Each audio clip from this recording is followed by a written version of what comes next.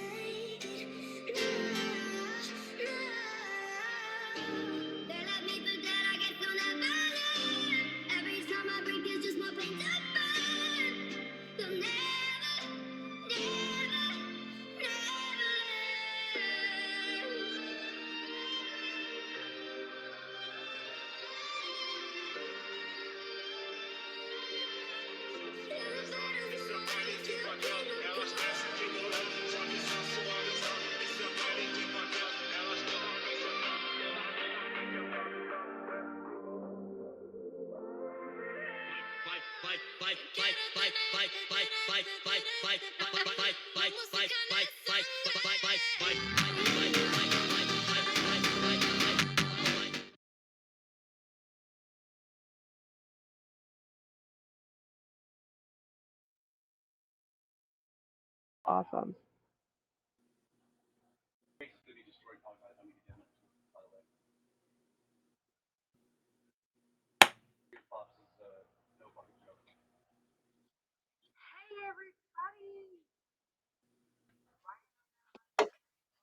Hold on, not you. It's not a you problem.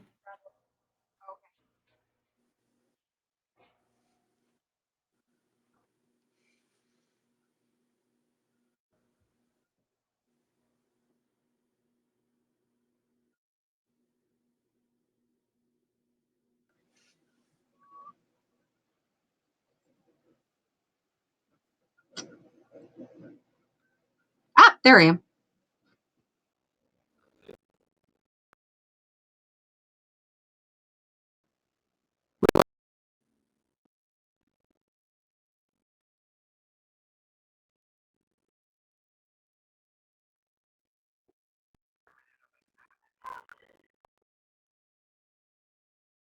There we go.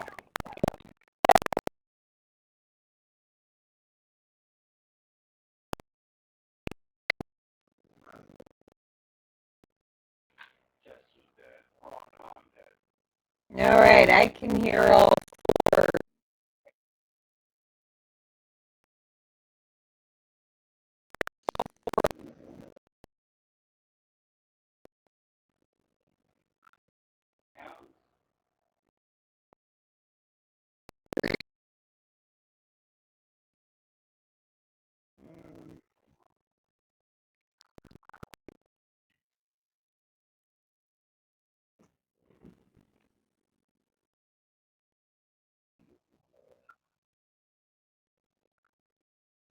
This is what happens when we have to do it.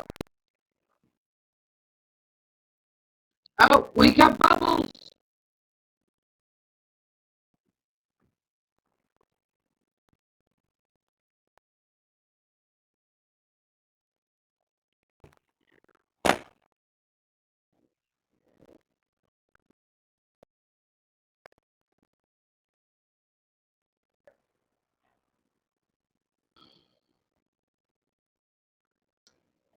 Lovely.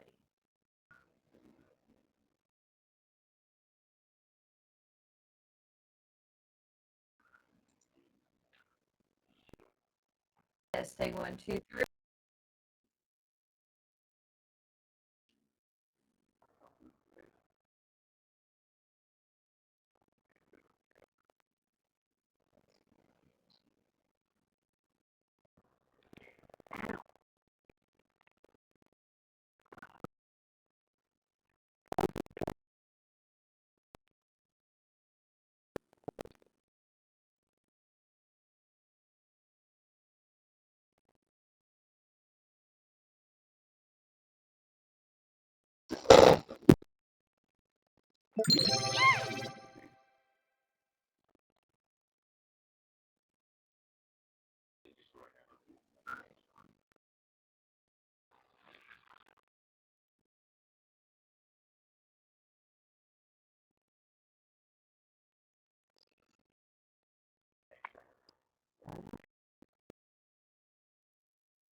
Whatever sound what was.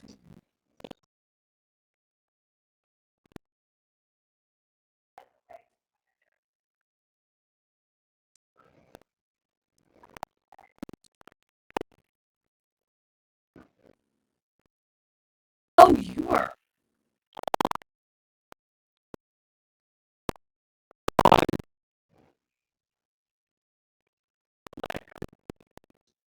Bah.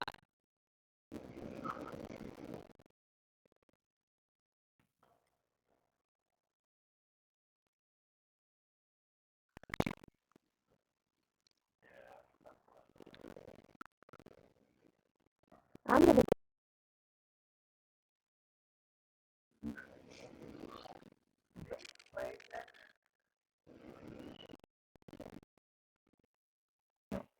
I don't think so.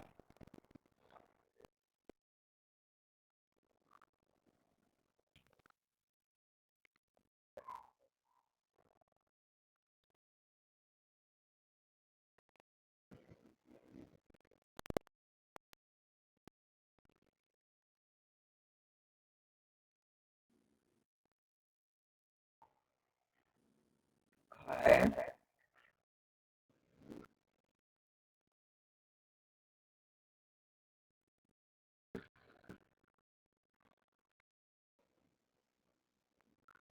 Well, lovely.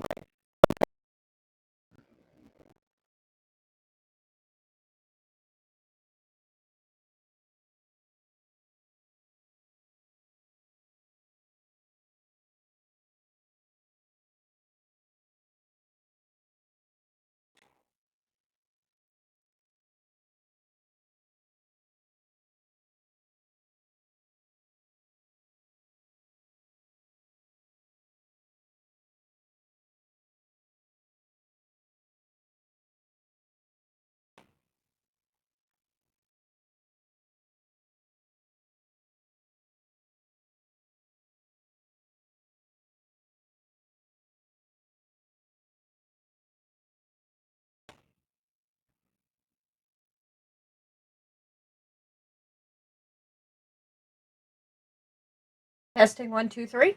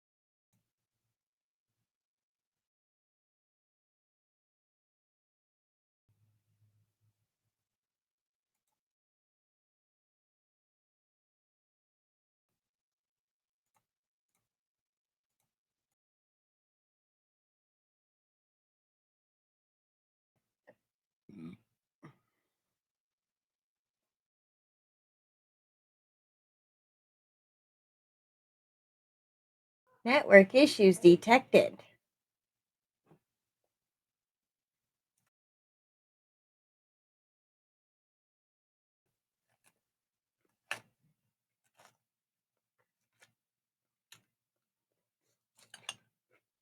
Oh, mother. Oh. What happened? Well, can I get a paper towel?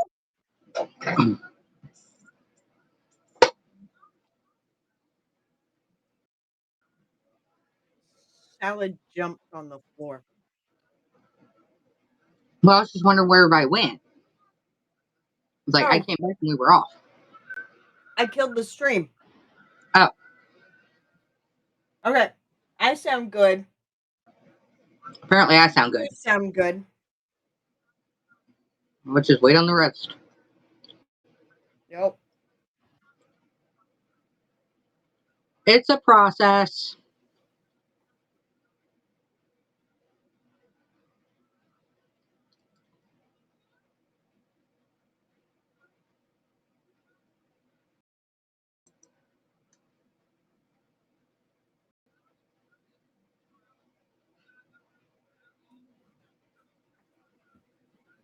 And you know, when Izzy disconnects everything Yeah. and leaves the state.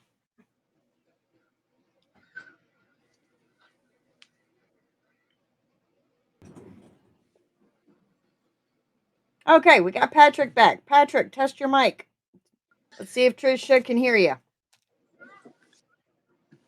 Hold on. I heard that.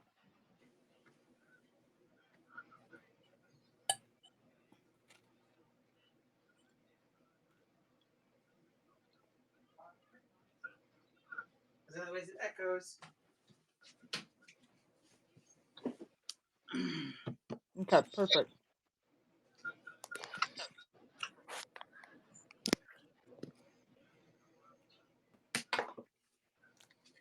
Testing Right, 1, 2, Char. 3. Oh, Do all I right. echo still? I hear a wee bit of an echo, but I hear an echo.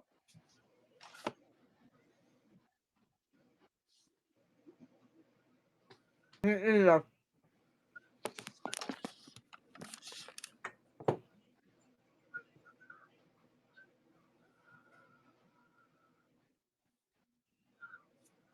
not gonna lie. For a second there, I thought Char wasn't wearing anything underneath that shawl.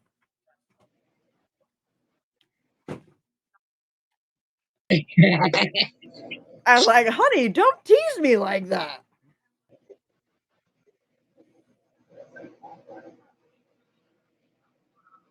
My salad is trying to jump to its death.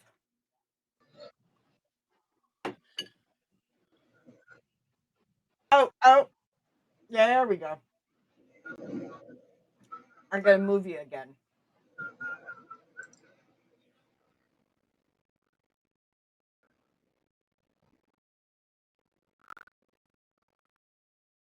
Cause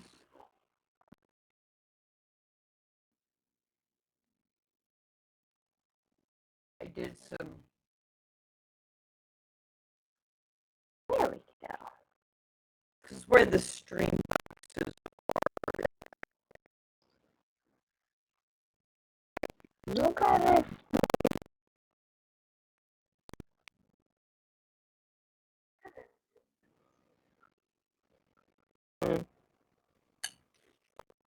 You don't gotta explain.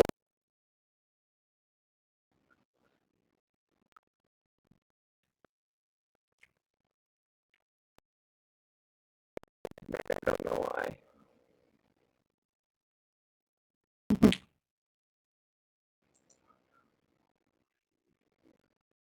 And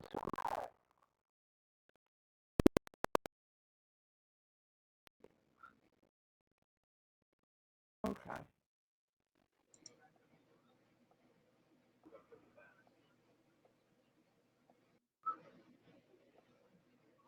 I'm gonna try something. Hang on.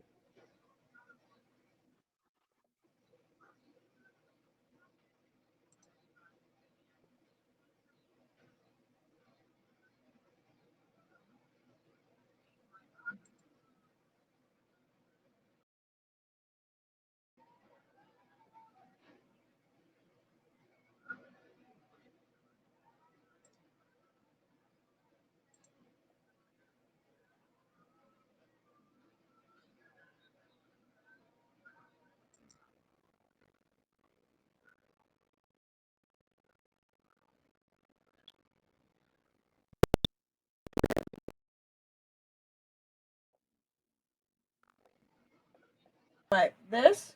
I'm trying to figure out how to do this with the flippin' Prime, and it's not letting me, or I'm not hitting something right, or I'm. Okay. I think it is something to do with my camera because I popped out and you guys immediately sounded better. So I think it is something to do with it. But Raggy.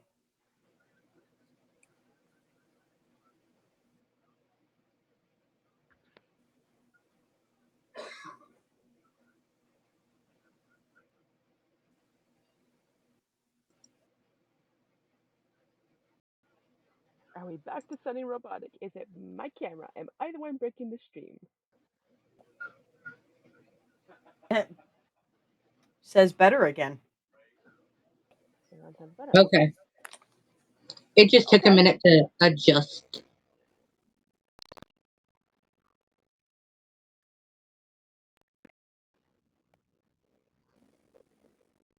Got it fixed.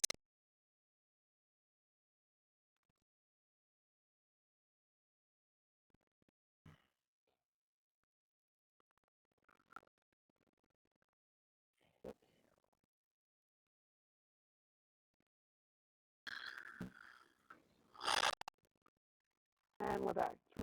We're back.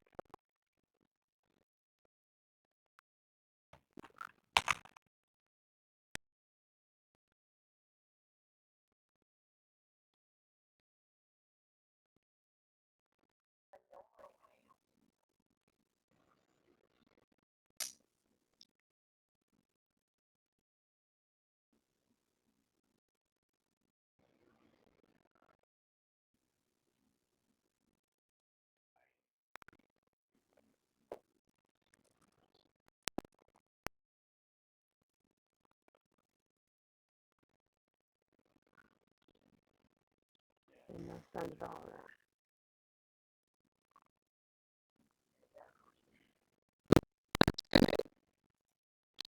What is?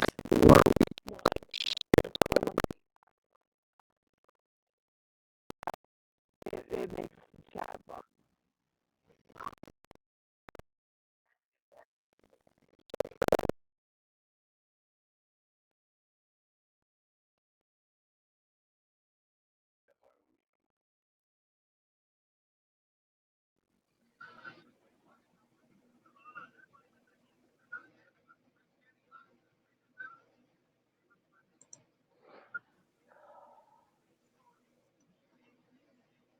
I'm gonna try hopping out again and seeing if it fixes. Because I'm like a dog with a bone now at this point. I'm convinced it's mine. I'm gonna hop out and see what happens.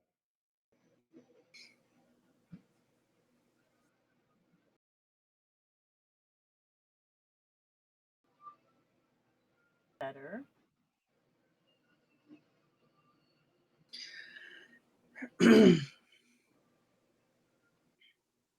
I got 18 hours, Julie, to get this one schmeckle to start doing his part.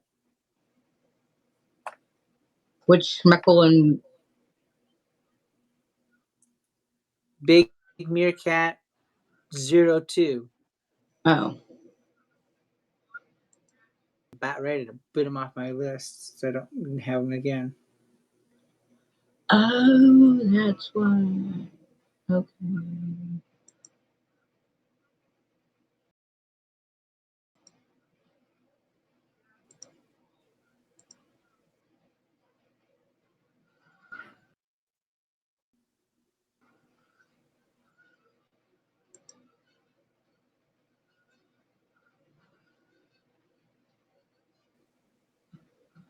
Bingo, bingo.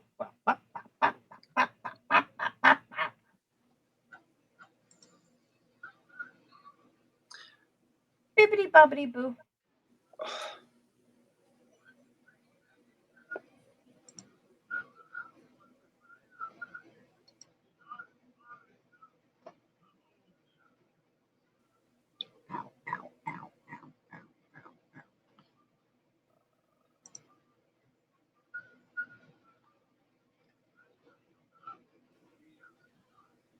And you watch now, it's gonna get all crackly again. Somewhere over the rainbow.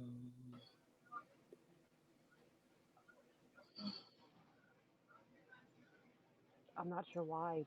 But I'm convinced it's mine. Oh. See, Trisha says it's still good. Mm.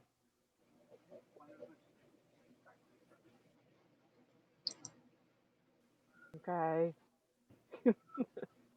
I don't trust it, but okay.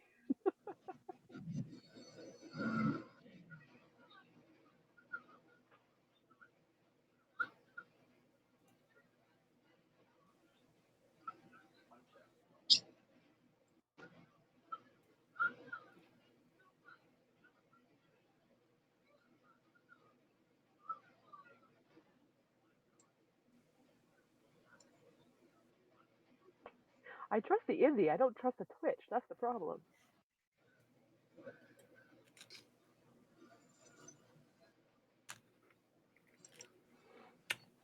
Sorry.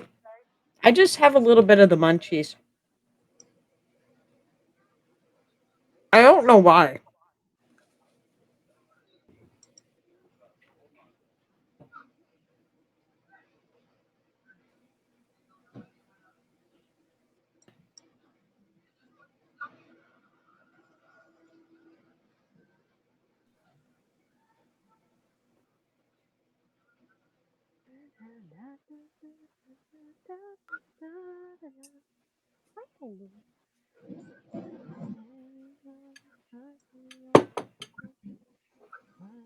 Okay.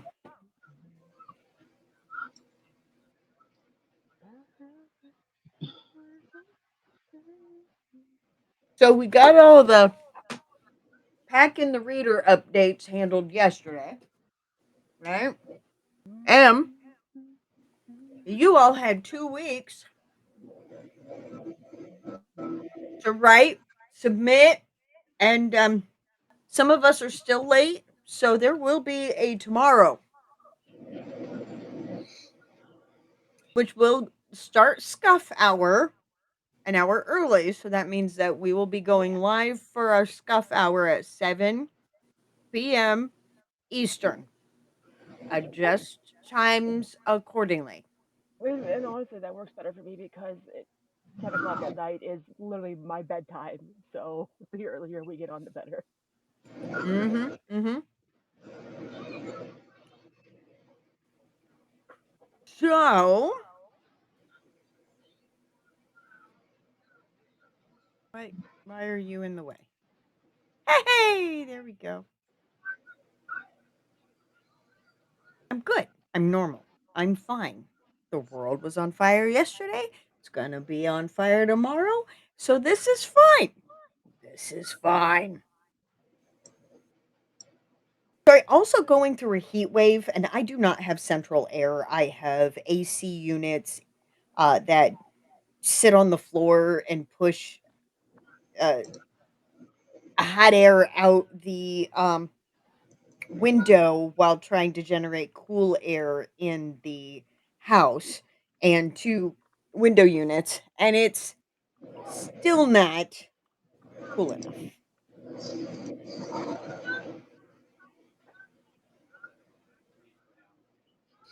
So,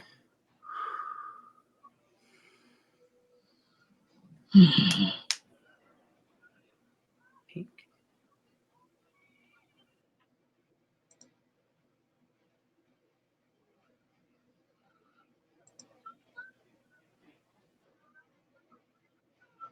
okay, everyone else is loud.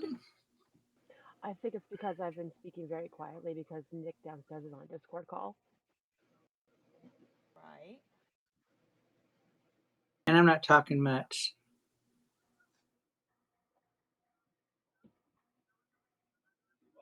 Oh, somehow.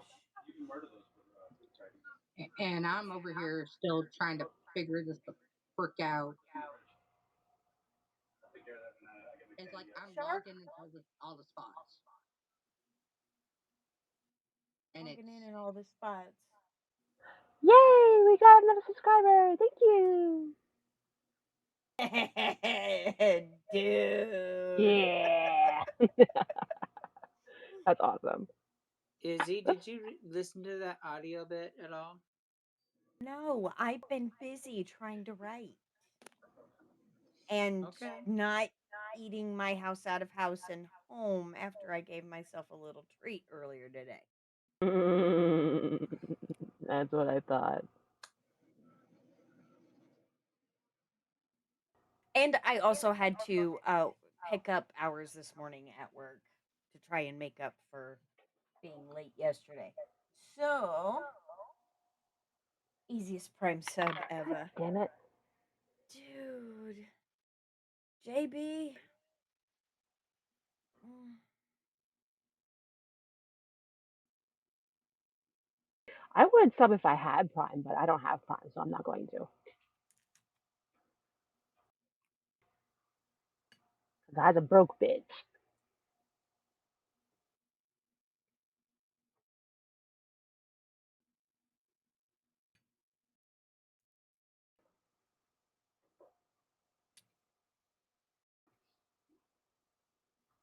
I'm a broke bitch, but Amazon Prime is one of the things that's keeping me sane right now. That's fair.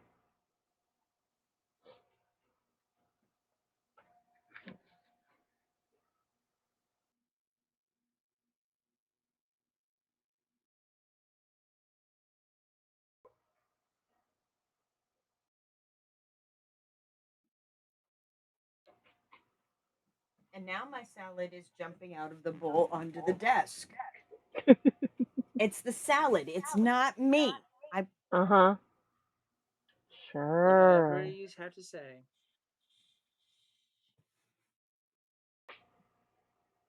All right, so Julie, what's it doing? What are you trying to do that you're not able to do? Oh, she's trying to do She's the Amazon Prime Prime membership. subscription thing.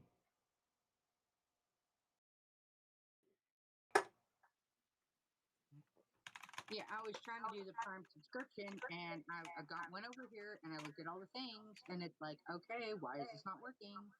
Because what it's saying should be popping up over here is not popping up over here. And I don't know if it's because I'm on the computer or Have didn't make you any difference. have you connected Prime Gaming to your Twitch account?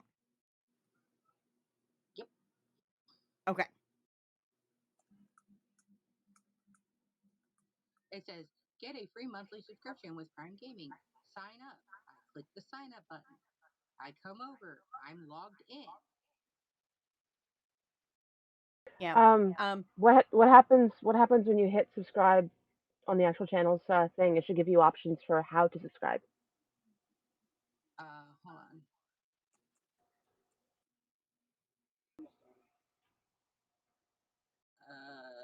It says subscribe, and then it says uh, purchase history 1 month $5.99. Uh, have a Twitch gift card, redeem now, or pay with the various options. Hmm. So I'm assuming that's where it should be. they also about a year ago made it more difficult to find. Yeah, fair. That shows how long it's been since I've subscribed to any Twitch channels. About the only channel I was subscribing to back when I had Amazon Prime was Critical Role, and I haven't been subscribed to them in like a year and a half, so It maybe does 2 years. not say. That's the whole thing. That's what I'm looking for is the box, and there is no box. Okay, are you in another browser? Go twitch.tv, which should take you to your main dashboard, and up in the upper right-hand corner, you've got your profile picture. Yeah. Okay, and then when you click on subscriptions Hold on. in that drop down, Yeah. In the drop down, creator dashboard, subscription. Yes. Free channel. Yes. Subscription with Prime, directly support. so New it does message. say free channel sub with Prime. You've already got that. Yes. Okay, cool.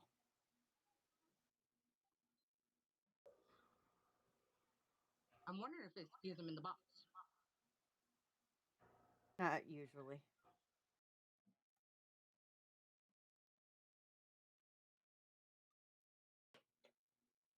Up at the top, next to that, do you see a crown in the icons Yes. just to the right? Okay, when you click on that, should open up to Prime Gaming, and you've got games and Twitch channel sub. Yes. And it does say claim your Twitch channel sub.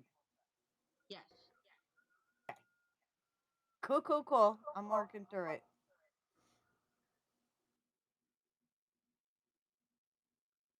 Explore channels. Let's see if that's. Oh, and I popped over here and it says ad starts in 2 minutes, 30 seconds. Yeah, yeah. Julie, Hey, do you have sweet. do you have any of this? Okay, let me go back in here and see if that's what it is. We go into that one. Hit the subscribe button there. Now there it is. Okay. There we go. I figured probably after you connected it all that you probably had to like refresh the actual Yeah, thing. apparently with the multiple things that I have open, it just Yeah. wasn't clicking.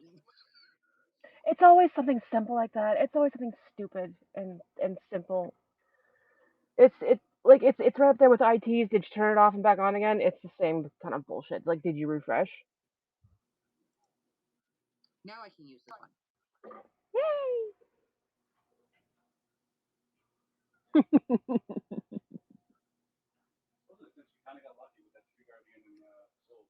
Can It we was work on showing one Julie's that sound? I had like almost 3 years ago. Right, as previous ones. Okay, what's the issue with Julie's sound? Is it too low, too high? Am I coming in tinny? She can barely Okay. hear her, apparently. Well, That's a first. I do tend to drop Julie's volume lower than the rest of ours. Plus, the background noise is because of a certain someone who likes to watch TV at an inconvenient time. Right. No, because Julie's loud. I'm No, trying to be nice. no, I'm loud. I know this. There's a reason that while during quite a few of the presentations, they had to turn the mic off because I was backbeating through the mic. Okay, great, great, great. It's a lot better, Perfect. apparently. Okay, here we go. Damn it, Because Murph. otherwise Julie is blowing my eardrums out. Yeah, which not cool. Let me go up a little bit. There we go. Okay. Perfect. Okay, I think 40 minutes in we can finally start. Okay, I can do my spiel now. Yes.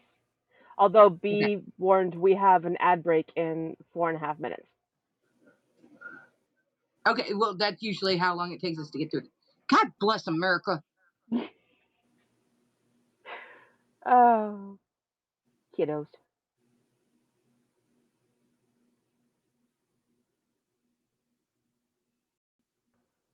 I hit snooze on the ad.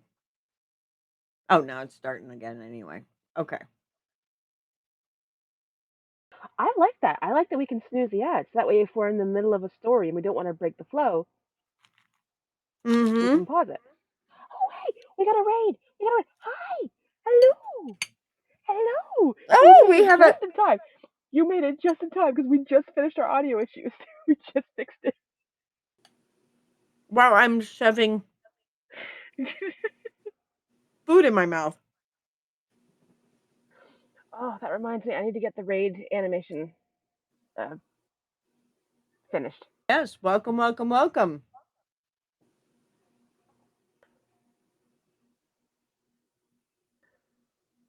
Give us a Woo! second. Our fearless leader is dealing with. There we go. Okay, we just got raided, Julie. We just got raided. Hell yeah! Hi, welcome to the party. All right. Now I can do my spiel real quick before Yes, my mini me pops around the corner again. go. Welcome to the Hold My Pen Promptcast. I am your host, Julie DeFisher, author of Destined for More, the Four Queens Before Kings series, The Destin Chronicles, which should be out as soon as the voices let me write it, and the first book of the Double Edged series, Crossroads. To my other side over here, we have the one, the only, the infamous reader, and my co-host, which I could not do any of this without because she's the technical side of all this shit. Okay. Miss Izzy Kraus. Directly below me, we have the author of the Dolan Syndicate series. Starting with the book, my name. I think my neighbor's a mobster. Look, that's a long title to try to get off my mouth. I'm sorry.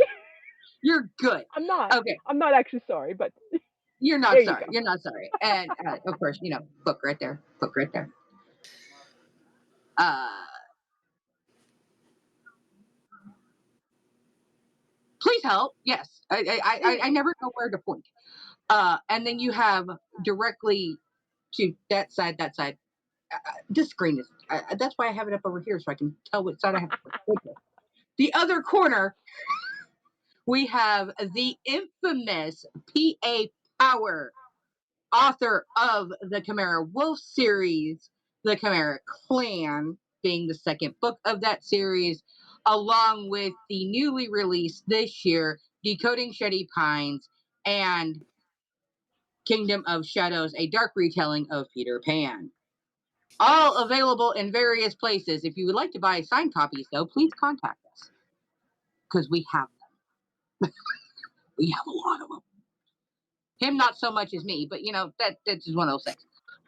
And July 1st, I'll have my warehouse replenished. right.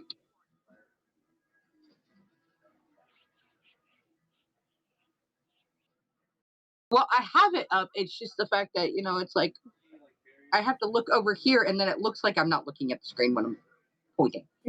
Uh, fine. Everything's fine. The world's on fire, but it was on fire yesterday, so it's fine. Fine. Okay. You couldn't hear me because Mike was off. Me Yeah. dumb. Um, on our stream, we're always in the same order. So if you can get mentally in your head that Shar is always going to be beneath you, I'm always going to be the side of you, and I Patrick's always going to be underneath me. Phrasing. Which is fine, but and mind you, we've been over here since March. But the only problem is in the old setup over on the TikTok. Yeah. I'm in box 1. Izzy was in box 2, and then between Char and Patrick, whoever jumped in where was either below me or beside me. Now it's a little weird because technically I'm in box 2, Izzy's in box 1, and so when I go to point, I'm pointing in the opposite direction from where there's a person. But that don't Well, matter because we got a show to do. Yeah, doesn't matter. got a We have a show show to do. and we have a lot of great things going on tonight. And I think we going into an ad soon. I No, don't I know where. snoozed it. We're good. I snoozed No, it. We're good. no ad. Okay, so without further ado, we are going to start our night off. Izzy, will you remind us of the prompts this week? Abso-freaking-lutely. Every week we roll up for prompts and then you, the audience, vote on which one we're going to do. 2 weeks ago, we rolled up 6 prompts. And it was enough of a tie that lo and behold, we didn't pick any of them. So our prompts, all 6, use as many or as few as you want. Is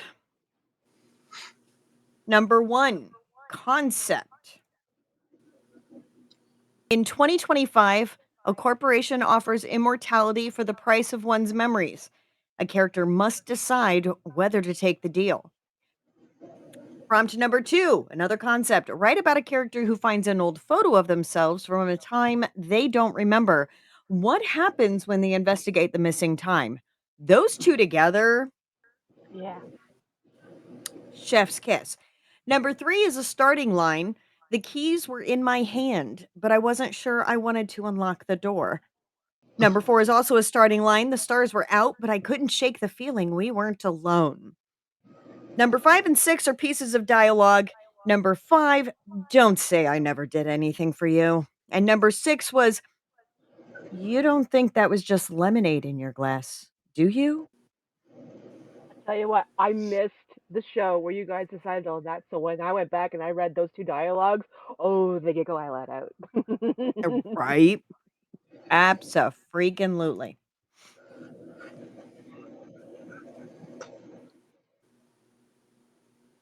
Okay, let me move over there. Thank you. How about them apples?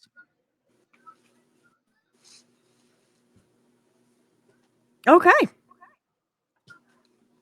How much time we got on our ad, Snoozeroonie? We're good.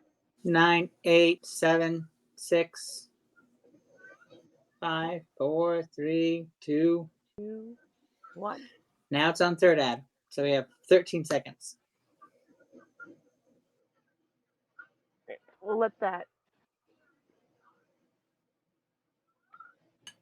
I need to get this sorted because my laptop is a mess right now. Hang on.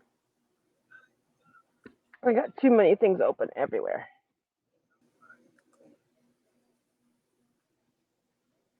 I feel that. I'm normally really Of good course, about it.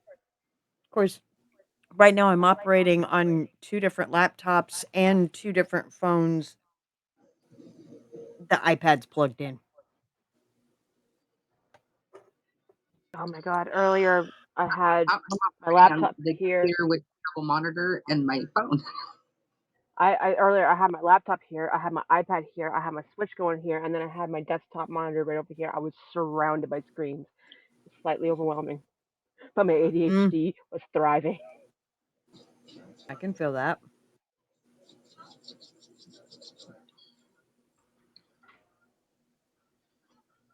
All right. Okay. All So right. our first submission of the evening. Uh, I'm trying to find it.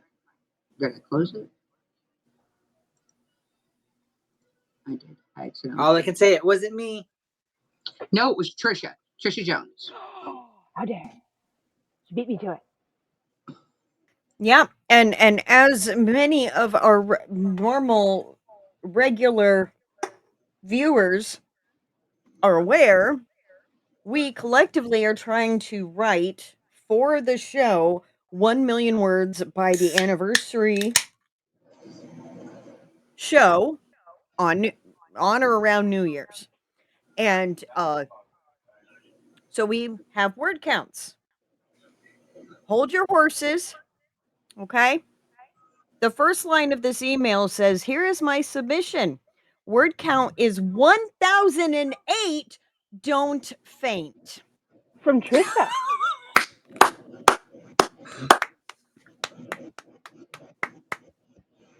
Trisha's known Girl, for getting to the heart of the issue in very few words and leaving us gut punched. I don't think I've ever seen her Mm-hmm. break 500. No, we Yep. actually went back and looked. She does have a couple of eights, Yep. but they're few and far between. Yep. We got an ad break in 4 minutes. 4 minutes. I think this 1,000 words I can probably get in four You minutes. could do it. All right. So here we go. Did you ever want to live forever? Have you ever wanted to get rid of pesky memories? Come to the Immortal Corp. We will take away your memories and give you eternal life. I heard the TV announcer as I was looking at a photo of me and my newly ex boyfriend while I was packing up anything that would remind me of our time together. I wish I could remove the memories of you, I said to the photo in my hands. I looked up at the TV when I heard a woman talking. I'm told I had a horrible life, but when I gave up my memories, my life has become so much better. She sounded so happy. Maybe my life would be better if I gave up mine. I thought, does it have to be all my memories, or could they take only the ones I don't want? Just then, the TV announcer answered my questions. We cannot take selected memories, so if you want to have immortality, you must give up all your memories. Would it be worth it? I asked myself. I got up and put the box in the back of my hall closet before I went to bed. It took me a long time before I could fall asleep. I was standing in front of a large metal door. I looked down at the key I held in my hand. After a moment, I placed the key in the lock. It turned with a loud clunk. The door opened into a huge room that held hundreds of things that looked like cryotubes that people use in sci fi movies. Each one held a person. A mad scientist looking person led me to one of the open tubes. Once you enter the tube, you will not remember anything about your life, and we will give you the information you need to live your new life, he said as he shut the lid. It got extremely cold within seconds. I tried to scream out in pain from the cold, but nothing came out. Everything went black when the lid opened. I didn't remember being there. I didn't remember how I got there. I was given some papers and told that this key that I was handed was the key to my new apartment and that I need to go there right away. They gave me a map that showed the apartment was only a couple buildings down, but I still felt lost. I knew I was missing something, but not sure what. Not yet. When I got to the apartment, it was beautiful floor to ceiling windows that showed over the city. I explored the apartment, checking everything. There was clothing in the closet that seemed to be my size. It was beautiful. After a while, I went to the kitchen to see if there was something to eat. There was a takeout container that was still warm. There was a note that said, "Here's your first meal." There's a map on the counter that shows you where the grocery store is. Once you get used to this, you'll be able to live your life forever. I opened the container and it was some Chinese food. It smelled amazing. I started looking at the papers I was given while I was eating the food. The papers were nothing super special, said my name, and told me my size and clothing, my height, my weight. It also told me about my job. I am apparently a waitress at a little diner that is just next door. I said I was single. That felt like it was wrong, but I didn't know why.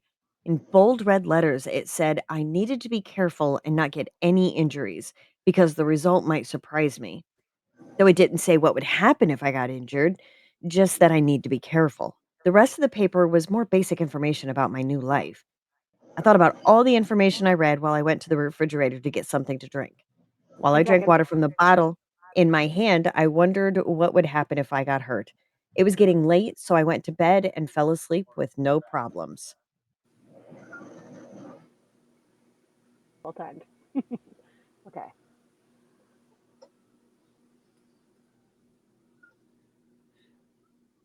And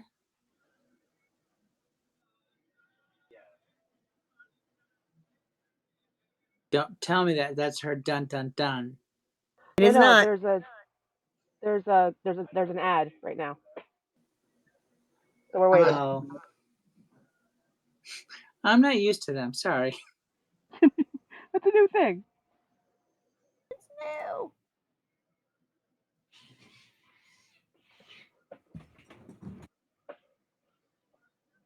it says ad break in progress, but there's no ad. Oh, No, I I'm see watching the one. ad. I'm watching it. It's a It's a streaming ad for a game, which looks kind of fun. I've got a race car movie. I got nothing. I got us. Oh, Brad Pitt. Nice.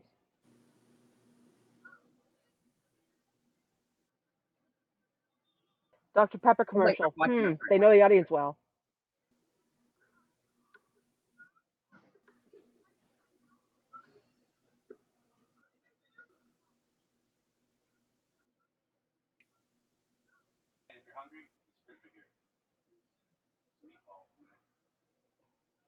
There's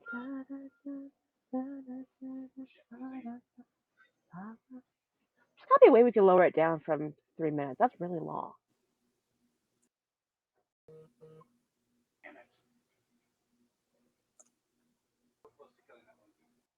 I think it comes with the 36 minutes. Yeah, because they said like however short it is determines how frequent they are, but like 3 minutes feels really long. Oh, okay. That explains it. Oh, Oh, awesome. So we don't see the ads because of that. well, we're still gonna wait for people who haven't. Yeah, Right. of course. Absolutely. I'm really glad we were behaving. Semi.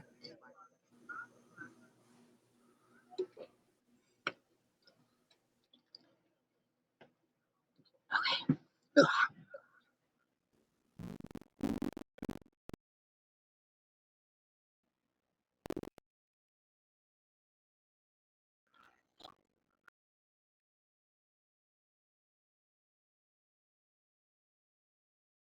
Sounds suspiciously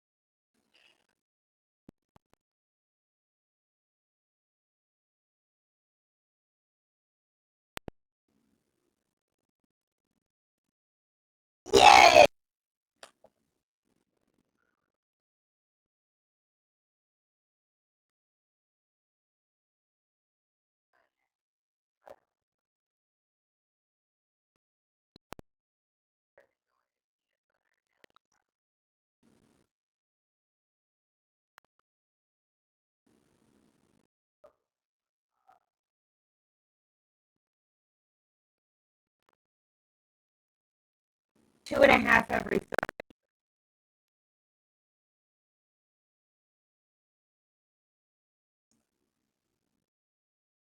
Front load.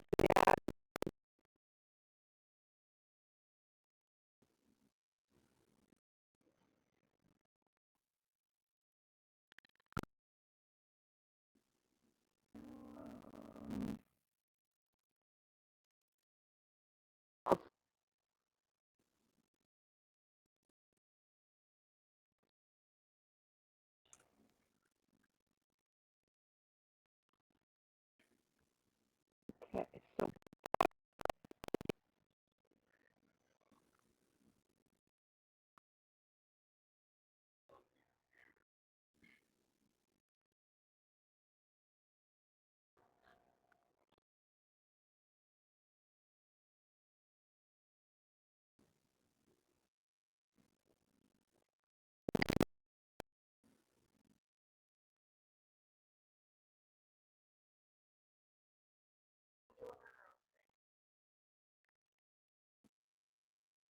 yeah,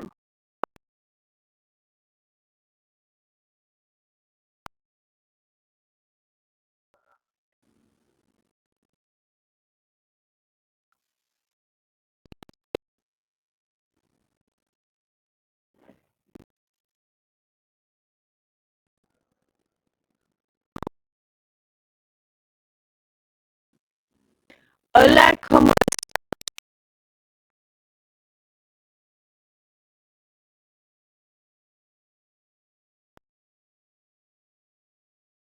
yeah, you sound crystal.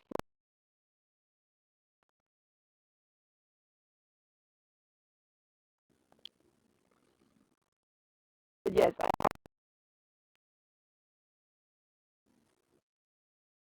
The only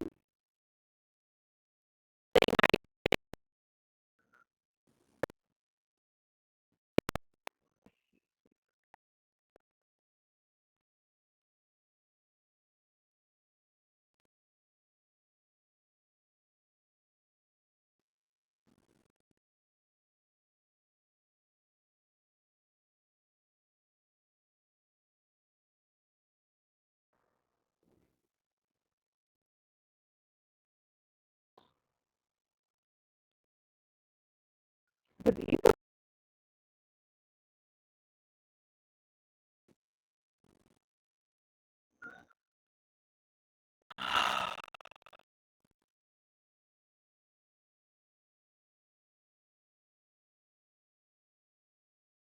I need a soup.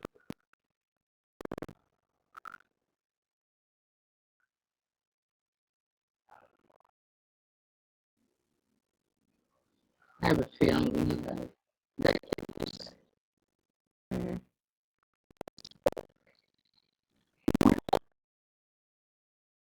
We do, we do.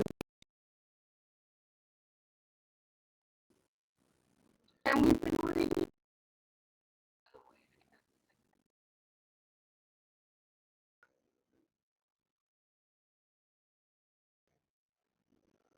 Yep.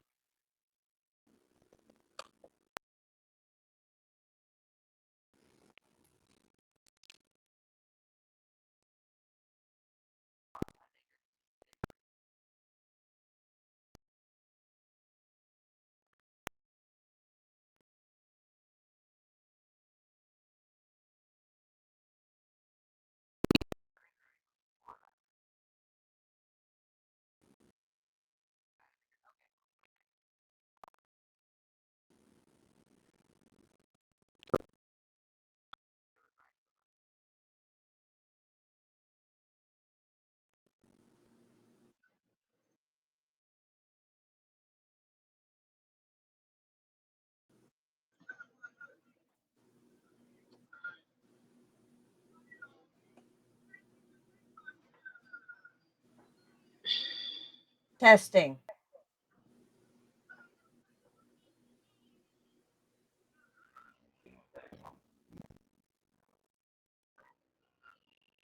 oh, Trish says we're better.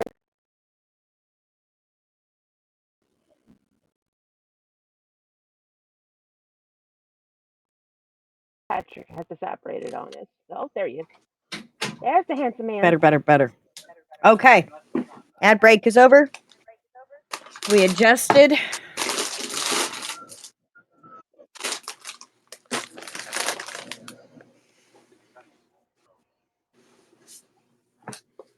Patrick and his noisy snore. I'm going to mute you, bro. The next day, I got up and ate an apple before going to work at dinner. It took a little while, but I finally got the hang of my job.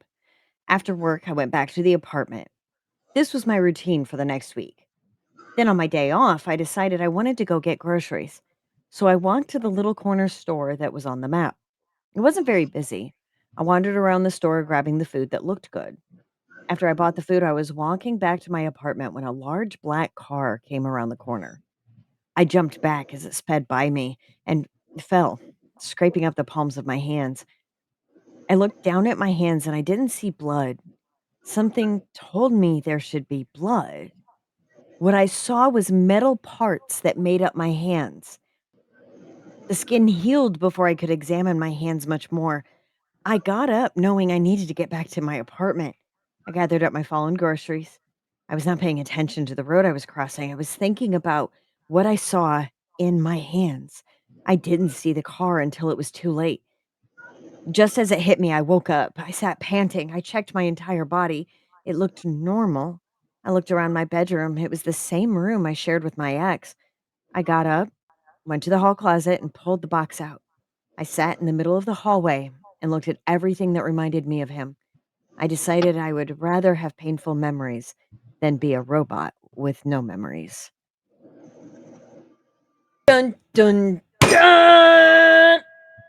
I mean, that is Trisha! a form. That is a form of immortality. I did not see it go in that direction in any way, shape, or form. I'm really impressed. And it also has a mental health awareness bit. We may want to get rid of our memories and stop remembering the things that hurt us and damaged us and destroyed us, but it is literally what makes us us. Also, I think that's the first time we've gotten a completed uh, story, like a full short story. Because normally she cuts it off right when it starts getting good. We got the whole thing this Mhm. time. And Trisha goes, "Neither did I." Yeah, and she's the one that wrote it. And as we all know, the characters run away and tell us what to do. We may And come up with the strongly not. idea. Strongly Yeah, not. absolutely. That was So, of awesome. course, our lovely next submitter, prompter, is our lovely CR McCormick. I'm so excited. I love this story so much. And,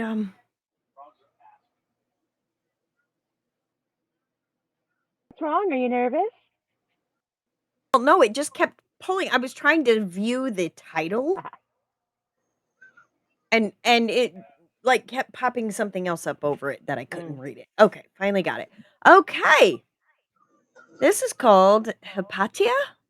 Hypatia, Hypatia. like Okay, that's how the it's spelled. philosopher. The philosopher. Yeah. That's how that's spelled. Okay. Aren't you supposed to be working?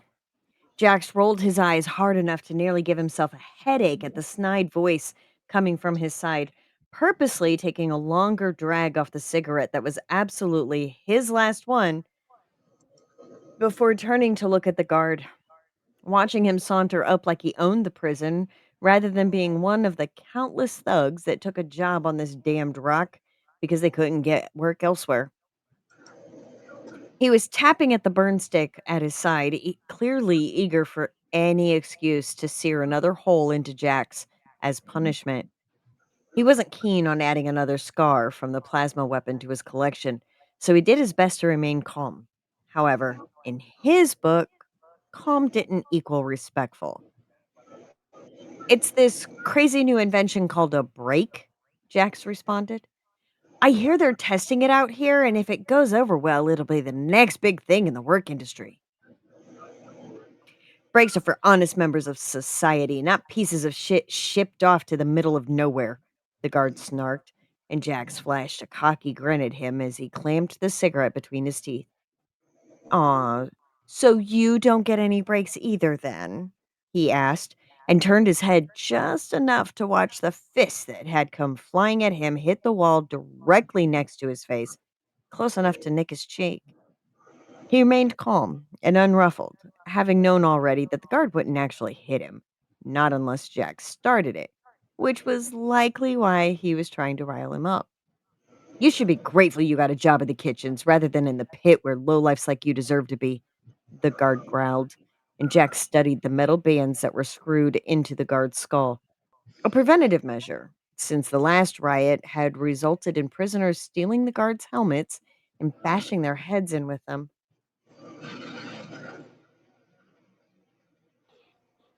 Oh, I'm very grateful, Jax assured, nodding to the table he was standing beside.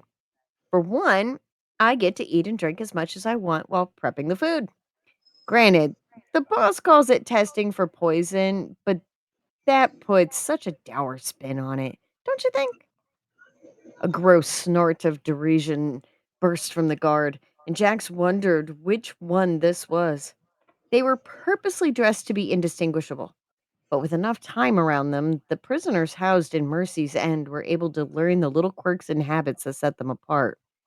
This guy had to be one of the new batch, since he was so damn cocky. Anyone working security at Mercy's End for more than a month learned that there was a difference between confidence and cockiness. Those that didn't learn that lesson were quickly killed off. Jax exhaled the lungful of cigarette smoke, burning his lungs through his nose, smirking when it had the guard flinching back and gagging. Relax, boss. Soon as my cigarette and drink are done, I'm headed right back in to work myself to the bone. Promise, he assured. He watched the sneer that twisted the guard's mouth, and his back stiffened when the half finished cigarette was swiped from his mouth. Jax's fist tightened, but he remained where he was, leaning against the door as he watched the guard finish the cigarette off in two quick pulls. I only got a couple of those left. I'm trying to quit, he grumbled, reaching for his drink. The guard moved faster, swiping the metal cup and downed it in one swallow, throwing it over his shoulder and grinning smugly. Well, that was rude. I don't give a fuck. Your smoke and drink are done, so get back to work, the guard snapped. Jax let out a dramatic sigh as he pushed himself away from the wall, brushing himself off and watching from the corner of his eye as the guard started to sway slightly. He stepped forward, his head tilting as the guard tripped over nothing, and watched calmly when the larger man pitched over to hit the whetstone. Dropping into a crouch, he hummed lightly as he poked at the guard's cheek, feeling spasms twitching through the paralyzed muscle. You really shouldn't steal another man's drink like that. Thought I was just drinking lemonade or something, he asked, tisking before digging his fingers into the plating of the guard's screwed on mask and starting to pull. Now, if you'll excuse me, I've got a ride to catch. How much longer do we have to sit out here in the rain? Bronx grumbled, ignoring the irritated look Nix immediately shot him from the seat beside him. You're in a skimmer, she pointed out, and he shrugged as he slumped deeper into the seat, glaring through the small ship's front window at the looming prison. It's depressing. How much longer is Knox going to take? He huffed, and Nix threw her hands up. Oh, I'm sorry. Is it taking him too long to come up with a safe way to break into a maximum security prison? Would you like to go in and get Jax all on your own? She demanded, satisfied when he looked away, all four of his arms wrapped tight around his large middle in a massive pout. Turning her gaze back to the eight-story building, she searched for any movement other than the usual patrols they'd been watching for the last hour.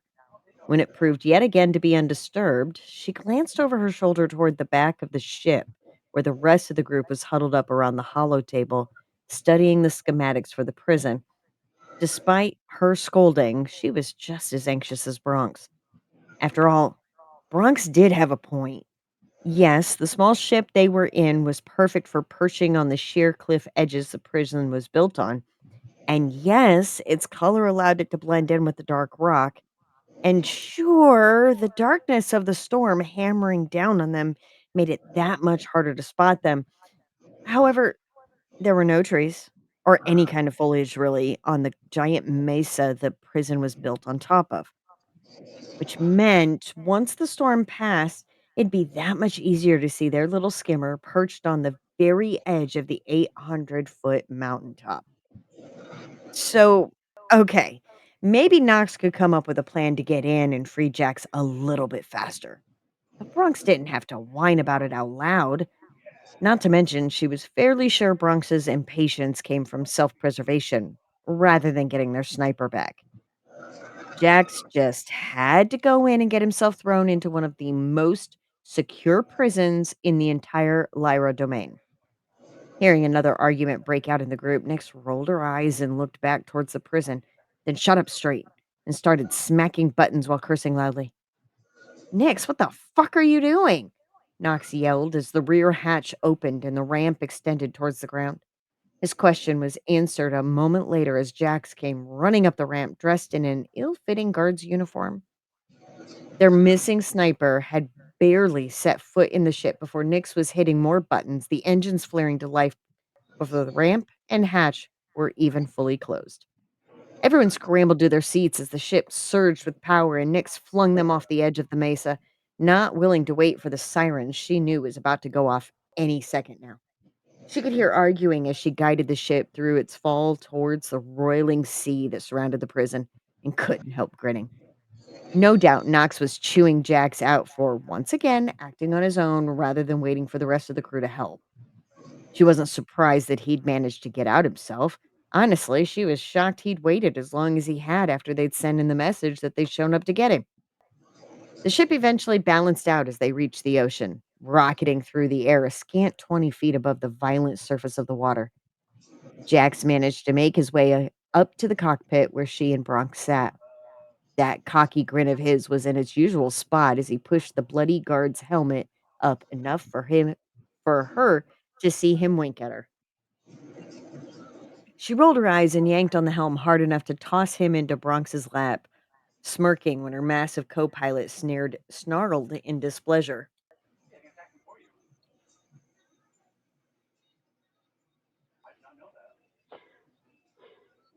Itchy nose.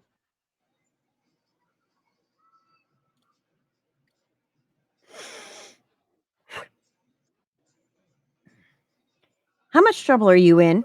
she asked as he got back onto his feet after ruffling Bronx's chitinous head. Tightness. "Whatever!" Bug. Shiny bug. Ugh. Exoskeleton.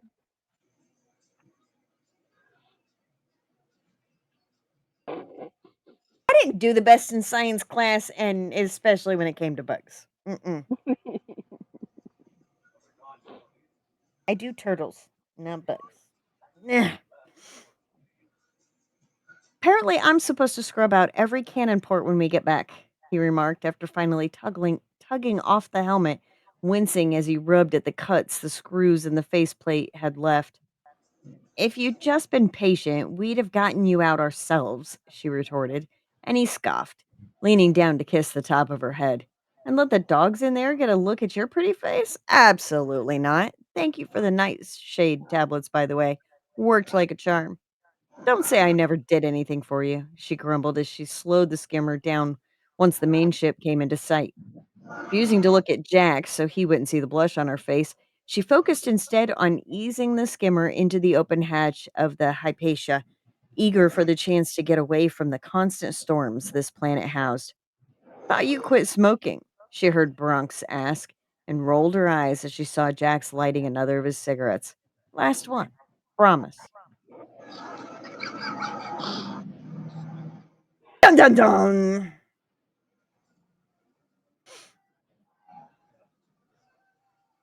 Holy crap! Have fun.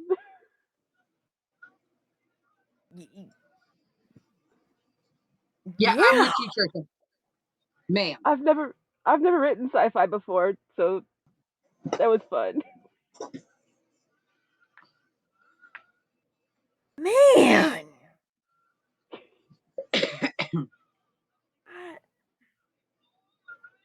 I, Is this good speechless behavior, or like I'm panicking a little bit?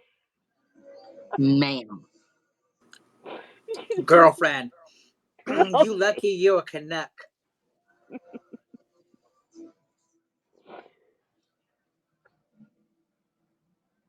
Otherwise, I'd And come up get you.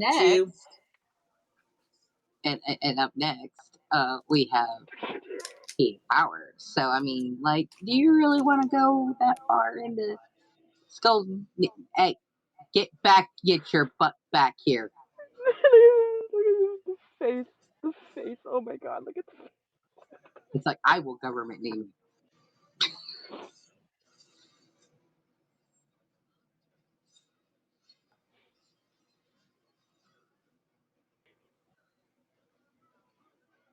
I had to Google a bunch of names because I wanted every single name to have an X in it because I'm extra like that. Well, it was extremely. Izzy, what's wrong? It was extremely exciting. Yes, had us on the edge of our seats.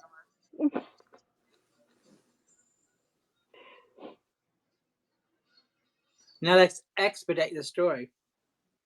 Yes, before our very extremely shy author decides to export himself out the door. Yes, you started something. Now we're just gonna go with it. And I would argue that Patrick's not shy. He's just shameful. Is not the right word because there's no shame either. It's guilty. Guilty is a better word. It's not shyness. It's guilt. I guess it all All I depends on can which say, one. all I can say is I am so grateful that I submitted this and put this in after PAC, because if you guys had access to this while at PAC, Oh, I would not be We in still wouldn't have Nebraska. looked at it because all of our stuff is right out live online. Nobody sees anything until I don't look at jack shit. the only person that has to look at stuff is usually me, and that's if it's got to go run through the filter to make sure that It's not pirated. it's not pirated, but it's also in case we have an issue where there might be a hey, we can't read this online Yeah. because Well, because like if we would have done traditionally, like every Saturday, and yeah. we would have had it read out while we were at PAC, I would be in trouble. I wouldn't be in Nebraska. I'd be in one of your places. We may have already threatened misery. So, with that being said, we are just going to move right along and we are going to bypass the really awesome story about the really icky bug. And we are going to go to Heart of Stone, which is a gargoyle story that has me running my mouth like two different mean girls, which also usually um, has me glaring at little brother over there. So let's see how badly this rough draft of chapter 14 of Heart of Stone is going to get that boy in trouble. The hallway outside the classroom was eerily quiet, the kind of stillness that follows a quake but comes before the aftershock. The classroom door clicked shut behind them, but the tension still clung to Amanda's skin like damp fog. Students parted in silence as she and Scott walked down the corridor. No whispered rumors, no mocking laughter, just the hollow echoes of their footsteps and a dozen sideways glances. Outside, the light had changed. Afternoon had started to slip into early evening. The sun hung low, casting long shadows across the quad. Somewhere, a bell chimed for the last class of the day, but Amanda didn't even glance back. They didn't speak as they left campus. Scott stayed close, but quiet, never crowding, never rushing. Amanda didn't know where she wanted to go at first, only that she couldn't stay among the whispers and judgmental stares another minute. Her body moved on instinct, her feet pulling her toward the place that had begun to feel safest. By the time they reached Professor Lynn's cottage at the edge of the woods, the sun had disappeared completely behind the hills. Street lamps hadn't quite warmed up yet, and the path was dim, painted in cold blue gray tones. The last few autumn leaves stirred across the cobblestones.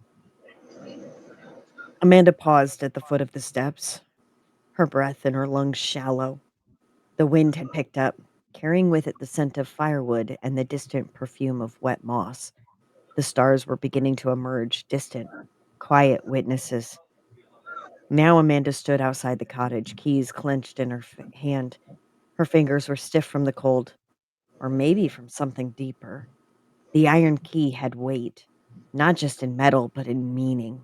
Her gaze lingered on the door, its frame glowing faintly from the flicker of candlelight behind the curtains. The keys were in my hand, but I am unsure I want to unlock the door. Behind her, Scott lingered in silence, offering presence without pressure. He'd walked her back without saying much, just quietly keeping step beside her as her pulse slowed and her breath returned to something resembling normal. Even now, he didn't push, just waited, like he knew she needed to choose whether to step back into the familiar or admit that things would never be the same again. The wind stirred the leaves around their feet, but the air held something else, a presence Amanda couldn't name, something still watching, still listening. I don't know what that was, Amanda said finally, voice low. I mean, I do, but I don't know what it means. Scott exhaled slowly and stepped closer. I think that was someone protecting you. He gently touched her hand, guiding the keys from her fist. Someone with your eyes. Amanda blinked hard. Amelia. Scott's brows lifted slightly, but he nodded. She's family? She was, Amanda whispered, a long time ago. I've read her name in the journals, in the bloodline pages. She slid the key into the lock, but paused again, fingers trembling. But she's in me now. That wasn't just memory, that was possession. Not possession, he said softly. She didn't take over. You let her in. There's a difference. Amanda turned to him, eyes wide. How are you being so calm about this? He gave her a half smile. You once blew out every candle in a 10-foot radius when I tried to kiss you. This? Just another Tuesday. Despite herself, Amanda laughed. It was short but real. The stars were out, but I couldn't shake the feeling we weren't alone. Inside, the cottage looked unchanged. Books stacked on the windowsill, a messy bed, a half drunk mug of tea on the desk. But it felt different, as if the shadows themselves were waiting, watching. Amanda stepped in and glanced out the window. The stars glittered like frost scattered across the sky, but a shiver prickled her skin. Scott noticed too. His hand instinctively brushed her lower back, protective without being possessive. Do you feel that? She whispered. Yeah, he murmured, like someone's watching or listening. She nodded slowly, wiping at her brow. She's showing me things. Things I'm not sure I'm ready to know. He helped her sit on the bed, never letting go of her hand. Then take it slow. We'll figure it out together. She looked at him, something vulnerable in her expression. You keep saying we. You could walk away. I could, he said. Then he smiled wryly. But I won't. I don't scare easy. And you're worth much more than a little supernatural family drama. We'll have some sort of drama. Amanda chuckled again, grounding herself in his warmth. Don't say I never did anything for you. she teased. Scott grinned. I won't, especially after the whole burning eye glow channeling a vengeful ancestor thing. That was hot. Amanda rolled her eyes, but her lips curved despite the heaviness still weighing on her chest. Outside, the stars shifted just slightly, as if something behind them was pacing, waiting. You okay? Scott asked again, voice low and gentle. Amanda hesitated. No, but I will be. She finally turned the key. The latch clicked. The door creaked open, revealing the warm amber light of Professor Lynn's sitting room. Bookshelves lined the walls like sentinels. A fire crackled in the hearth. A stack of old texts lay open on the desk near the window, and a cup of tea had gone cold beside them. The warmth should have comforted her, but Amanda hesitated at the threshold. Amelia's voice still echoed in her mind, thunderous, commanding. Not just memory, something more. Scott stepped in first and turned on a lamp near the window. You want tea? Something stronger? I saw sherry in the cabinet. And with that, we're going to take a break for the ad.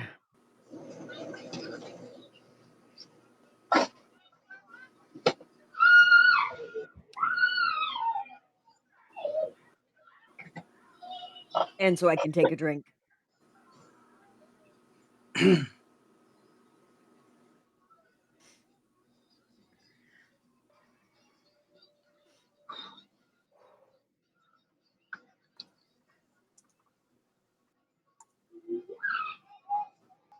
Oh, yeah, because apparently we've used all three of our snoozes. Yeah, apparently those are limited.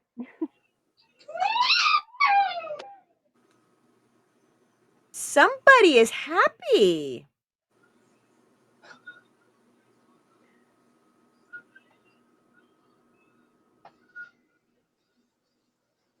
Thought he popped up behind me. No, no, no. No, I can just hear him.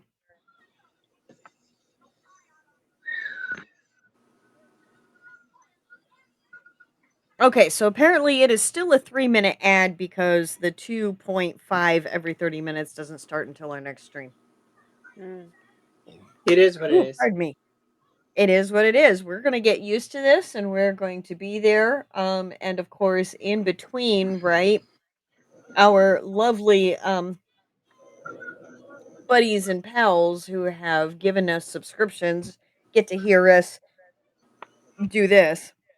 Do the Yep. commentary, yeah. Give commentary. Which I mean, look, it's gonna take us a minute. I mean, we just got affiliate. We just got to this point, and we were just getting used to the other way. So I mean, it's like it's a Right? learning process. It It's keeps a learning changing. process. We get Staging. comfortable. We figure stuff out. We get it all set in a routine. It changes. Because then on top of that, we're going to have to see when we export this to the YouTube channel. Are the ads with it? Is it just what we see? Like, I'm pretty sure it's not, but I wouldn't stake my life on it. yeah, well, that's just going to be more for our video editor to cut out when she gets caught up, Yeah.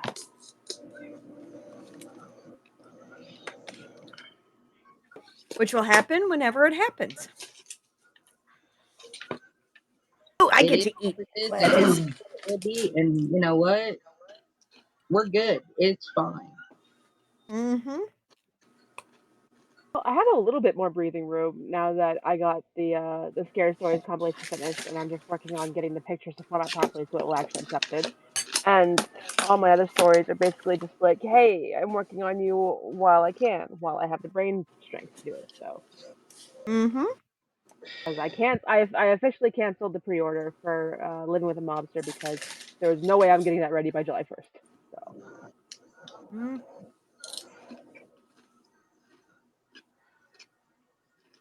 No, that's fair. unfortunately, stuff happens, and we're like, hey, we can do this, and then life hits us in the face, and then it's like, oh yeah, no, we're not doing this.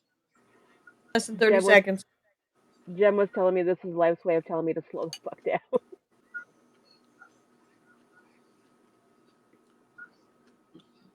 There's a June bug outside my window, and he's very noisy. I have three kittens like playing on my trash can right now, and Stormy was at one time trying to interact with them, and now it's like now she's got her back to the window. All right, we are back. Yay! Welcome back, everybody. Okay, where we last left off, Scott stepped in first and turned on a lamp near the window. You want tea? Something stronger. I saw sherry in the cabinet. Amanda managed a faint smile. Just water, maybe ice for my brain. Scott chuckled and disappeared into the kitchen. Amanda sat on the edge of the couch and pulled the old journal from her satchel. The leather cover was warm, almost pulsing. The symbols etched into it were no longer dormant. They glowed faintly like embers under ash. She opened the book. Flipping through delicate ink and faded sigils, she found a loose scrap tucked near the center. A note. The handwriting was unfamiliar, faded with time. To bind her blood to mine, I call her through time. The line is cracked but still divine. Protect the vessel, break the chain. The war is not lost, just waiting again. Amanda stared at the verse, her stomach tightening. Break the chain. The tavern was loud and musky, filled with the scent of ale and damp wool. Amelia moved behind the bar with practiced grace, pouring drinks, wiping glasses, and dodging groping hands with sharp glares and sharper elbows. Ah, Amelia, a voice drawled behind her. I see you finally found something worthwhile to do with your time. She turned slowly, brow arching. Lord Roderick, she said flatly, rolling her eyes. To what do we owe the honor of your presence in our lowly tavern? I was craving a pint, he said, stepping closer. But now that I see you, I think I'll take something sweet, but with a kick. Amelia's smile was honeyed poison. Very well, she said. Something special, just for you. She stepped back, slipping behind a faded curtain and returning moments later with an armful of glass bottles. Some labeled, some not, all mysterious. With flares, she began to pour and swirl, adding a few drops here, a measured dash there, humming quietly to herself. When the concoction turned a brilliant orange pink, she slid it toward him across the bar. Lord Roderick lifted the glass and took a heavy sip. His expression froze, smile tight, teeth clenched. Not exactly what I was looking for, he choked out. Amelia leaned in, voice smooth. You didn't think that was just lemonade in your glass, did you? He blinked, unsure. Well, I took the liberty, she said sweetly, of adding a splash of goat urine and just a pinch of salt.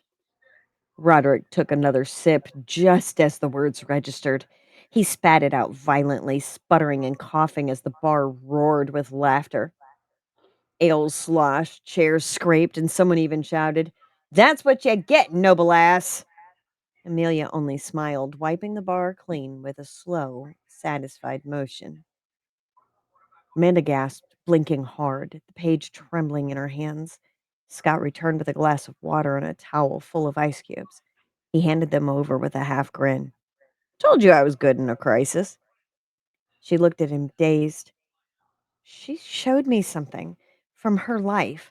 A tavern, a man named Roderick. She served him pee. Scott raised a brow. Okay, remind me never to piss you off. Amanda let out a weak laugh. He deserved it. Scott handed her the glass. Then let's see what else she wants you to know. Amanda breathed deep, turned the page, and kept reading. Amanda looked up at him, her voice softer. Why are you still here? He blinked. Where else would I be? You could walk away. This is a mess. I'm a mess. You don't owe me anything. Scott leaned down, brushing a strand of hair from her cheek. Don't say I never did anything for you. His tone was playful, but his eyes were serious. Amanda swallowed thickly and nodded.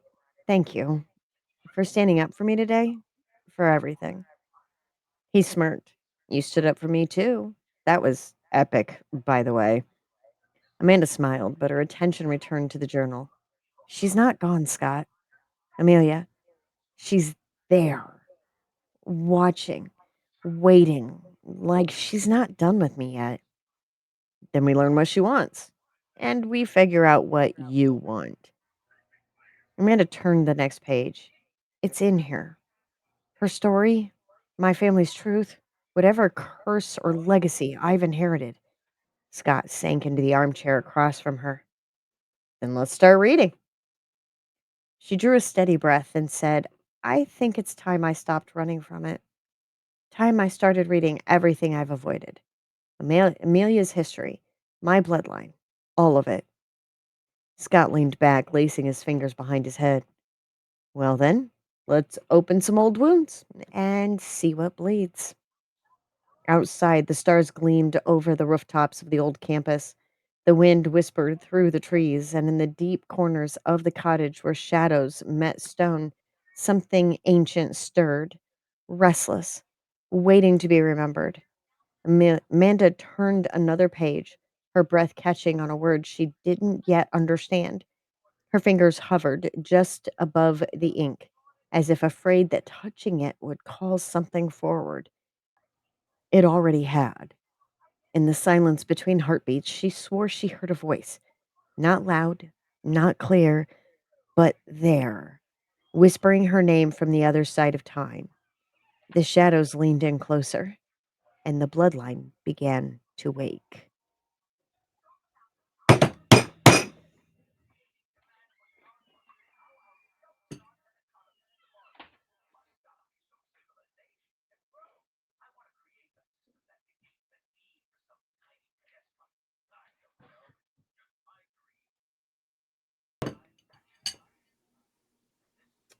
Where's that address book?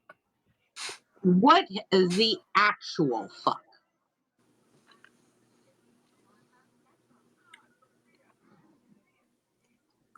Well, we're currently in an ad. Mine's not showing that we're in an ad. No, I'm not seeing Mine that. either. Yep. Okay. So we've got Trisha going, OMG. We've got Kesh going, oh no, he didn't. And got me looking for my address book. Well, Red should have my address easy access because she has my makeup. Oh, I know. Oh, I'm fully aware, and I have it in 4 different places, sir. One of which I think is in the Bible. So don't make us pull the Bible. I think I need to go on vacation and go to the other side of the country. You might need to go to a country that does not follow U.S. extradition laws. Right. We're not Hey, gonna hurt you. We are going to possibly tie you to a chair and make you finish it. Like McCormick, that's the can I only hide in thing you the need to do. woods? And she's like, I am not aiding and abetting. No, you lost. You lost that. But after that chapter, that got revoked. Nope. Nope. The only if it's to sit down at a desk and finish it without interruption. That's it. Don't worry, we will give you food. Like that is, yeah. Food, water, daily walks, out Monsters. out to the outhouse, and then you're right back at that table. I'm just At I least you can't didn't say threaten a anything catheter. when mine gets played out tomorrow night. I'm pretty sure I'm gonna get the same damn reaction. So. Oh, Cash is my girl. Why? What did I? Let me know when you find the book. I'll be right over and we can get going. Yeah. Because we're on the Guys, are you guys weekend. dipping down to pick me up, or am I meeting you there?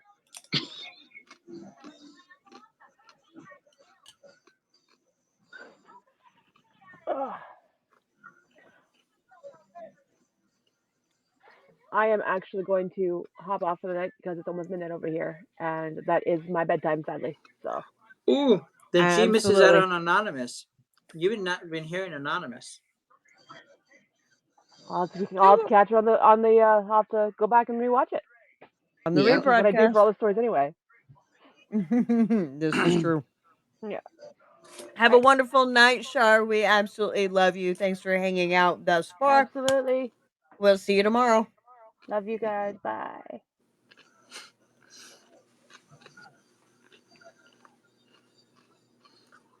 Oh, great. She says, meet us at it. We'll get there quicker. Uh-huh. We're not making plans. No. No. Now, I do Premeditated. know SP Stavros is not here tonight. Please hold. Pepper and Kieran are having a lover spat.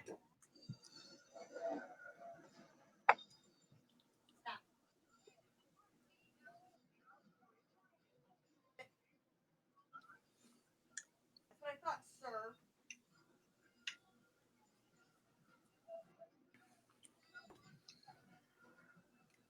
It's okay. It's okay. Now back on it.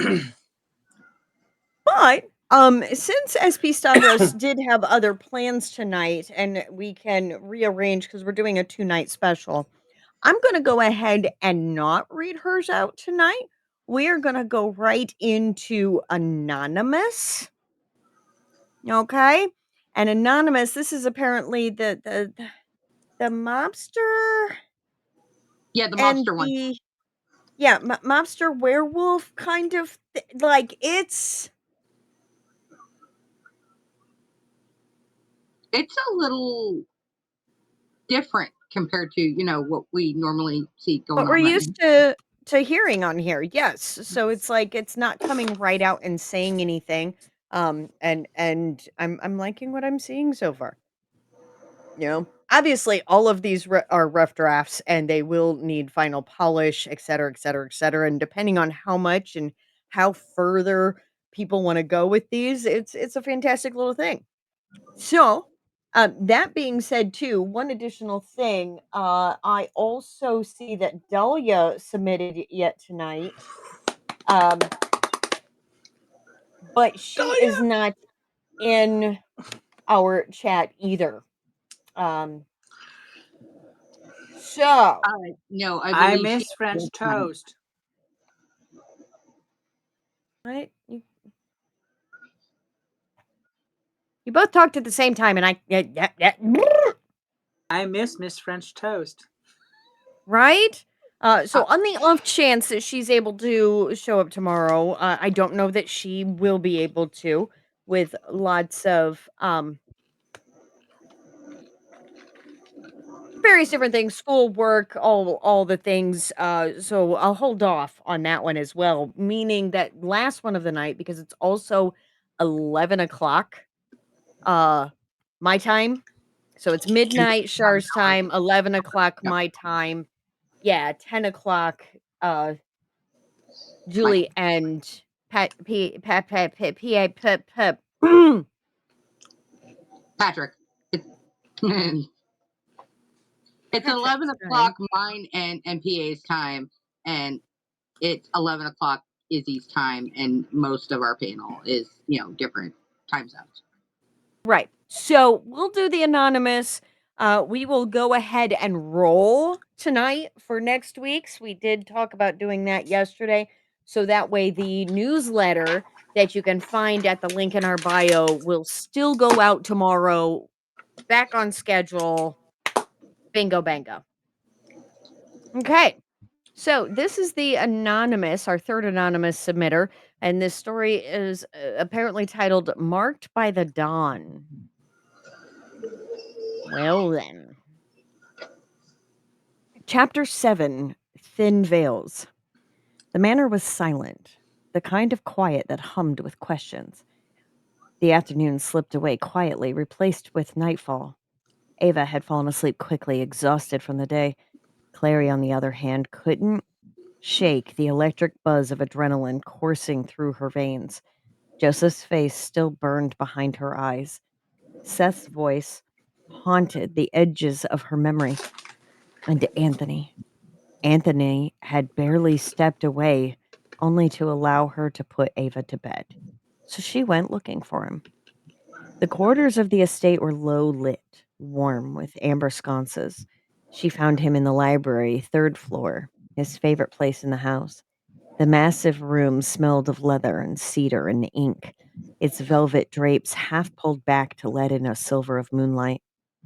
Anthony stood near the fireplace, a crystal tumbler in one hand. At the sound of the door closing behind her, he turned. His eyes were darker than usual, shadows undercutting their usual sharpness. "You're up," he said simply. Clary nodded, stepping further in. "Couldn't sleep." Anthony crossed to a sideboard, pulled the stopper from a decanter, and poured her a drink. He didn't ask if she wanted one. "Here," he said, holding the glass out to her. "You need this after the day you had." She took it without question and sipped. Immediately, she coughed, eyes watering. "What the hell? Was that vodka?" His lips twitched in a rare smirk.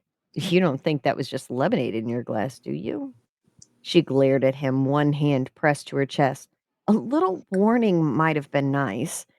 Anthony chuckled low in his throat. "Don't say I never did anything for you." He walked past her and opened the balcony doors. Cool night air drifted in, carrying the scent of pine and distant ocean. He stepped outside and looked over his shoulder. "Well, you coming? Or do you need a warning for that, too?" Clary followed, barefoot on cool stone, the drink still in her hand. The stars were out, scattered like silver dust across the velvet sky. But still, something felt off. She hugged herself, gaze drifting past the estate's edge. "The stars are beautiful tonight, but I can't shake the feeling we're not alone." Anthony didn't answer right away. His attention was fixed on the tree line below. "You're not wrong." Anthony took off his suit jacket and draped it over Clary's shoulders. Clary's heart skipped, taking the jacket, wrapping it around her. She could get the gentlest whiff of his cologne. "What do you mean?" He turned slowly to face her, arms crossed. "You ever ask yourself what Joseph actually does for a living?" Clary frowned. "He's in logistics, import-export." Anthony huffed a laugh. "That's what he told you." She bristled. "What are you saying?" "I'm saying," Anthony said, voice low and measured, "that he didn't just show up at that boutique by accident. Someone gave him your location, someone on a payroll. And logistics," he added, "doesn't usually involve trafficking contracts, stolen magical relics, or black market blood rights, or hunting down runaway wives." Clary felt her stomach twist. "You're lying." Anthony leaned in close enough that the warmth of his body cut through the chill of the night. "Am I?" She stared at him. Her knuckles whitened around the glass. He pulled back, jaw flexing. "You think I brought you here to hide you from some jealous ex? You don't even know the half of what that man's into, Clary. You were never supposed to. He kept you in the dark on purpose because he knew, deep down, you'd start asking the wrong questions." Clary's breath caught. The keys were in my hand, but I wasn't sure I wanted to unlock the door. There it was. That moment. That choice. She could ask him more. She could keep pretending. Or she could crack open the vault of secrets everyone seemed so damn eager to keep sealed. "What aren't you telling me?" she whispered. Anthony looked at her for a long time, then reached down, took the glass from her hand and set it aside. everything, he said. But you're not ready. Not yet. Anthony didn't speak right away. He just looked at her with that same unreadable expression, the one that made her feel like she was being measured, weighed, watched. I know you're not like us, he said finally. Clary let out a breath she hadn't realized she was holding. Not like us? Anthony licked his lip before biting into his lower lip, fighting the rising urge he had to pull her into his arms and claim what he felt was his. You know, for an educated woman, you don't know everything. Anthony paused, taking a deep breath. You are aware of odd things, like the beast with glowing red eyes. Clary looked at him, unsure where he was going to go with this, so she only nodded. The word for that is rogue. Rogue? It's a term used to describe a werewolf that has been kicked out of its pack. Clary, I know you were listening in on my conversation with Seth. You can't play coy and innocent, but I know you have an understanding when I say you're not like us. Good, because I was starting to think you were going to tell me I sprout fur once a month. I know once a month I could be a real bit. A ghost of a smile tugged at his mouth. No, you don't shift. You don't run with a pack. But that doesn't make you normal. Once a month? Yeah. No. If you were one of us, it would be more like twice a month. She blinked. Excuse me? You're not one of us. But just think about it. A full moon here, that time of the month there, Anthony said, stepping closer. But you're not entirely human either. Clary stiffened. I think I'd remember something like that. He crouched in front of her again, elbows resting on his knees. Would you? After everything Joseph kept from you? He controlled what you saw, who you talked to, even what your daughter was exposed to. What was your life like before Joseph? Her stomach twisted. I was raised as an orphan, adopted when I was 9 years old. I was raised in a strict Christian home. It was strictly God and family until college, where I ran into Joseph. Really? You just ran into him? What are you saying? She asked quietly. I don't know. His honesty startled her. But now something ancient is watching you, or Ava, or both. Something that doesn't care about bloodlines or pack laws. Clary looked down at her hands. They were shaking again. You said Joseph kept me in the dark. You said he buried something. So what if it's not just me who's different? Anthony's jaw flexed. I've been thinking the same thing. He raised her head, eyes narrowing. Then why won't you tell me everything? He stood, ran a hand through his hair. Because the second I name it, I make it real. And once it's real, it starts to notice you both more. Clary stood too, defiant now. It already noticed me, Anthony. It's been whispering in Ava's dreams. It apparently followed me through my marriage. It's drawing closer every second. Anthony looked at her for a long time, then reached into his pants and pulled out a small glass vial pendant. It glowed faintly, golden and warm like sunlight trapped in liquid. What's that? A shield, he said, of sorts. For Ava? For you. She reached for it instinctively, but he closed his fingers around it. Only when I say, he warned. This much power has a cost. Clary didn't flinch. Then I'll pay it. What do you want from me? Anthony held her gaze another second, then nodded and slipped the pendant into her palm. I only want you to be safe and happy. For Ava to be safe and happy. Why do you care for Ava so much? Is it because of what she might be as well? Does that not make you out to be no better than him? From far off, that same low howl echoed through the trees. I care for Ava so much because she is a part of you. And for reasons I can't get into right now, you're a huge priority in my life. One more thing, Clary. Don't ever compare me to him. My intentions are purely for the both of you to live long, happy lives. His motives, I am not sure of. Another distant howl could sound off in response to the one in the nearby the trees. I don't think we're going to get another quiet night, he said. Clary looked out over the darkened woods. No, she murmured, but maybe it's time I stopped pretending I wanted one. Before I forget, Anthony pulled Clary back inside into the desk by the fireplace. My men have done some digging and we found these at the orphanage. Handing over a small wooden box with intricate carvings, Clary took it in her hand, shaking as she opened it. What is this? Clary's eyes blurred as tears threatened to fall. Inside the box were a dozen or so baby pictures of her and what appeared to be her twin sister. Clary, you have a twin out there right now. How? How could I have forgotten I had a twin sister?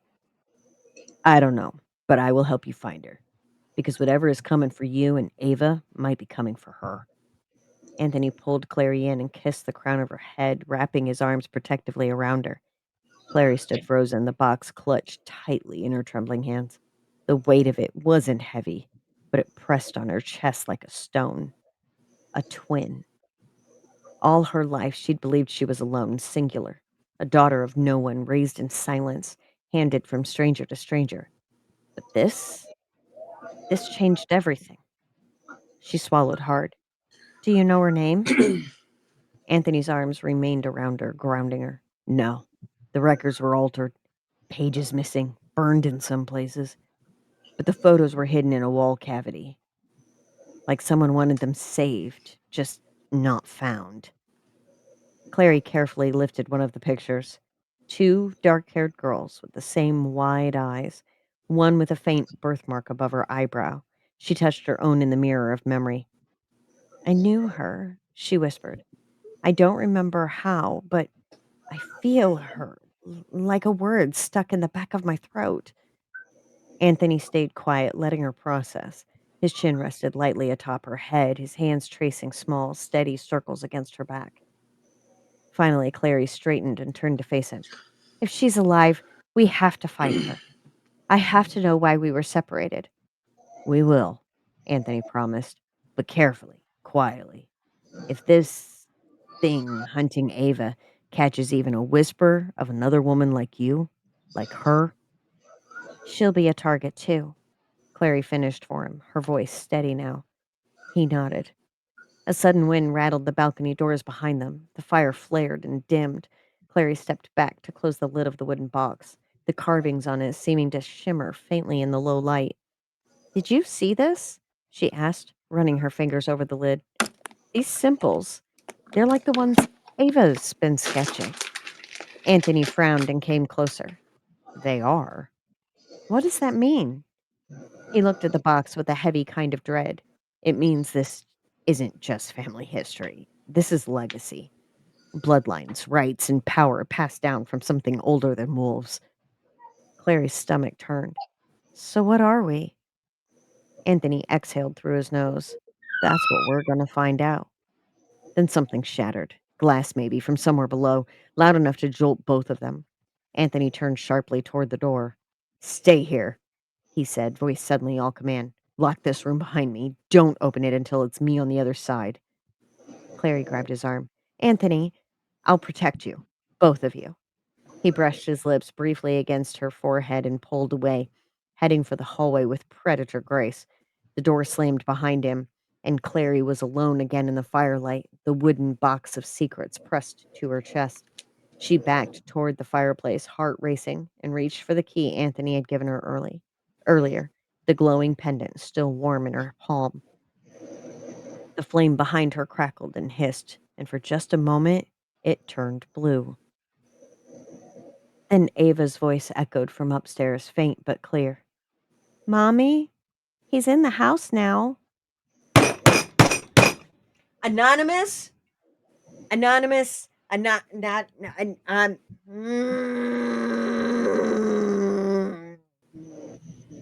That's how it ends? I'm hooked. That's how it ends.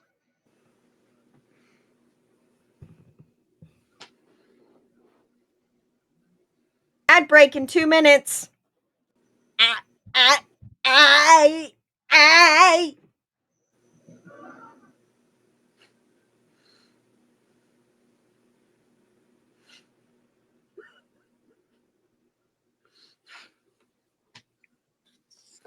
I think they would be an appropriate one for this.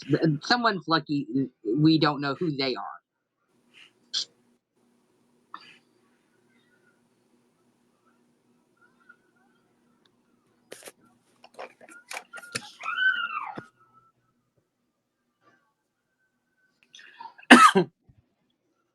This is definitely a the moon, Alice. To the moon. But then again, I reserve all anger until Anonymous decides to show their colors and show themselves. But as of right now, I think Anonymous wishes to stay anonymous for a little while longer. Are you playing with colors on the flag? Yes, you're playing with your flag. It's Pride Month. Of course I am. Well, I was like, you figured out how to do filters? That was outstanding and heart racing. What makes me wonder what's going to happen next. Oh, yes, very much so. But I guess that all falls on the selection of the dice. And we know the dice can be very, very fickle.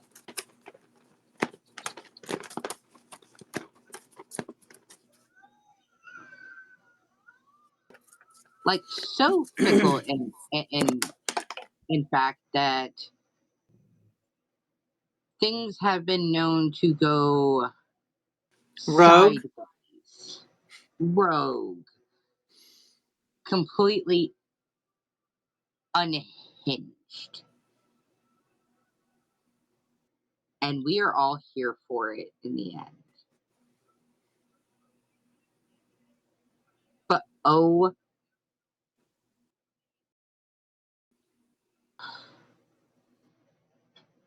there could be some tweaking on that one for Anonymous.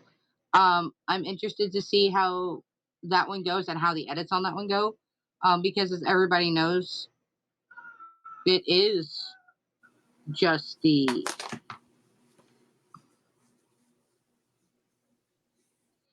rough drafts.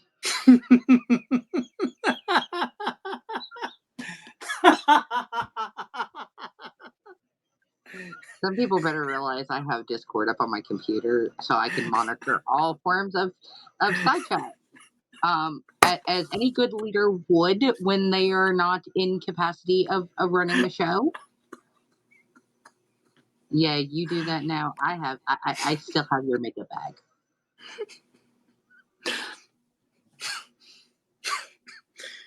bag. All I really use out of it anymore is my contour, my bronzer. I would not sabotage somebody's makeup. I would attempt to mail myself with the makeup.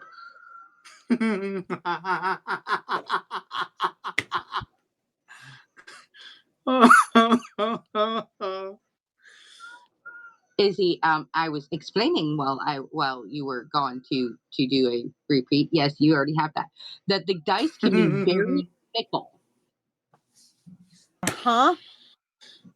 and go sideways and rogue. And because I am the controller of those dice.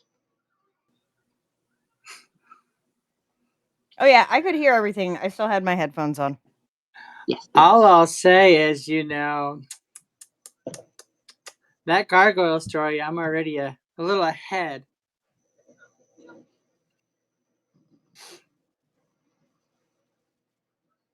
Okay.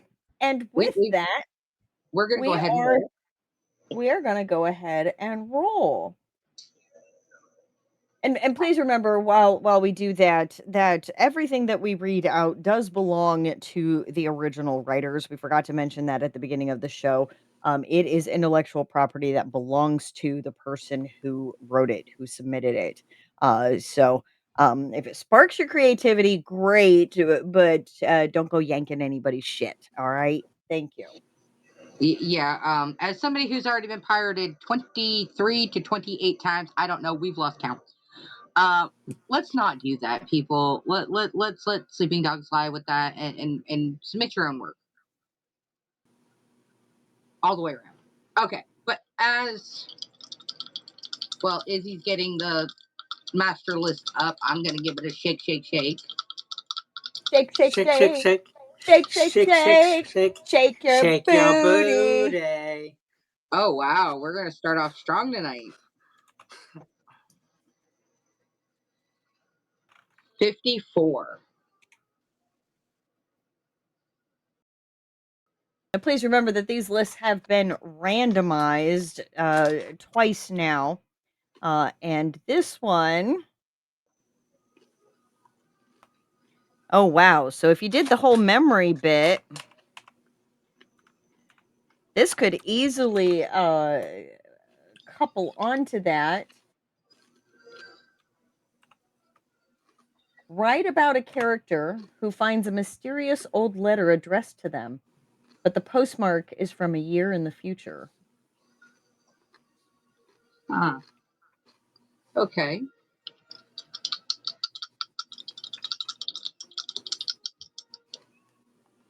24. All right. So to the second half of the list, 124.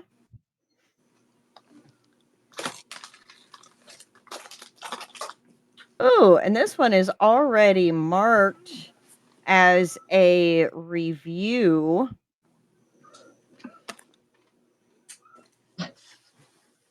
Review at the beginning of the year. Come on.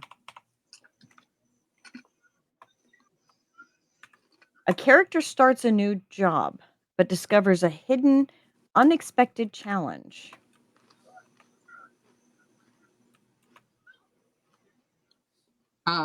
Yeah, that tracks. Mm-hmm. All right. All right. Starting first lines. 75. 75. He was holding the last ticket to the concert, and I needed it more than anything.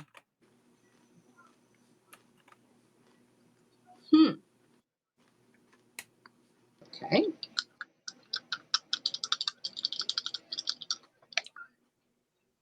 $43.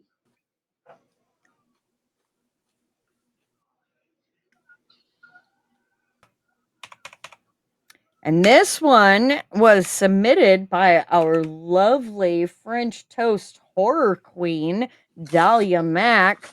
A single red balloon drifted across the desolate cityscape.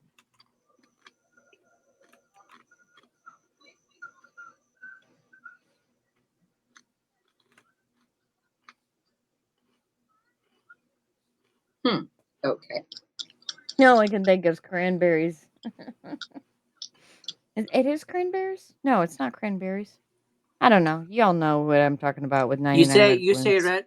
You say red balloon, and all I can think of Pennywise. But we all float Especially, down here. especially when you mentioned Dahlia. Right. Okay. 44.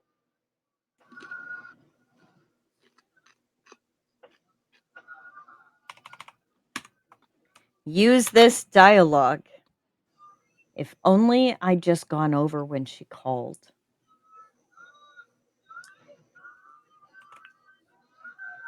Okay. And our final roll for the evening, 80. I think I'm gonna have to re-roll. You gotta reroll. Oh shit. Oh, wait. No, you don't. You don't. It's fine. You go ahead and read that one out, but I lost the dice. Uh-oh. And before I step And on that this petty bit, and this one is submitted by our fearless leader, Miss Julie DeFisher. Use this dialogue. Why would you want to put yourself through something like that? okay, not to be biased or anything, but I'm picking mine because it's gonna fit in my story. Okay.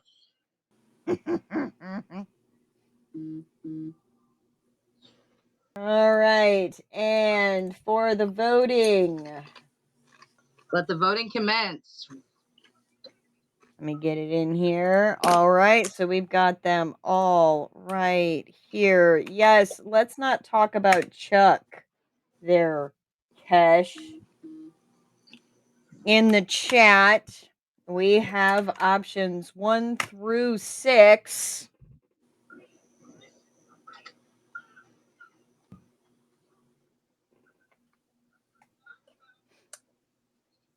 We got 1, write about a character who finds a mysterious old letter addressed to them, but the postmark is from a year in the future.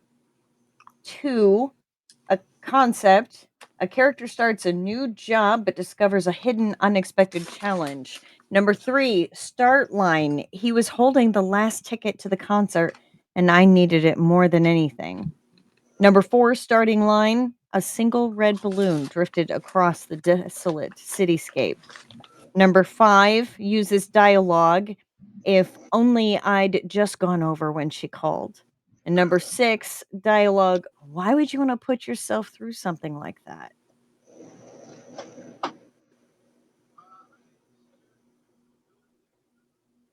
All right, vote, vote, vote. Even if you do not participate, be mean to us and pick what you want us to write. Yeah, this is your time. I did find my dice, by the way. Okay, good, good, good. It was under my chair. Thankfully, I did not put my feet back.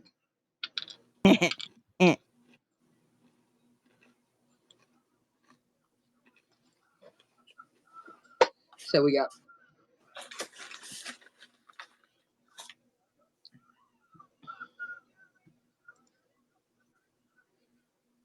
And Julie said she's voting for number 6.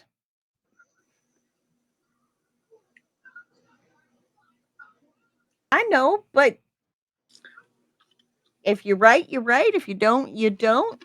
Fit it in something somewhere else. We understand, Trisha. We understand. Believe me, that's the reason we took the 2 weeks off because of the pack. Absolutely. There was no way I was setting all of this up from a room when I could be dancing my ass off looking pretty fly for a white gal. Okay? So, We all had fun, okay? all right. I'm seeing 4 votes. And We I'm have a majority on 6 right now, but there's 9 of us in here.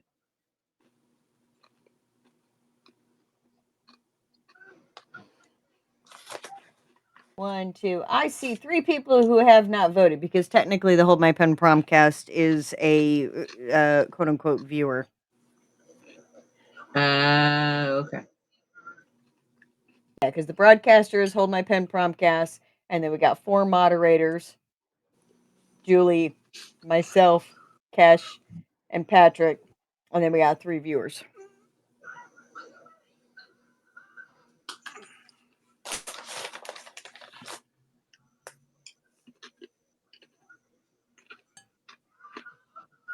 All right. Going once.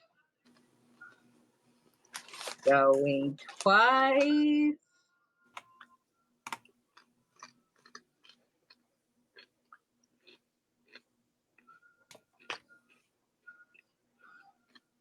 All right. Well, it looks like our writing prompt for this week is number 6. Use this dialogue. Why would you want to put yourself through something like that? I'm interested to see how a lot of people are going to play this one out, but I am more interested in our anonymous because this plays right into their hand.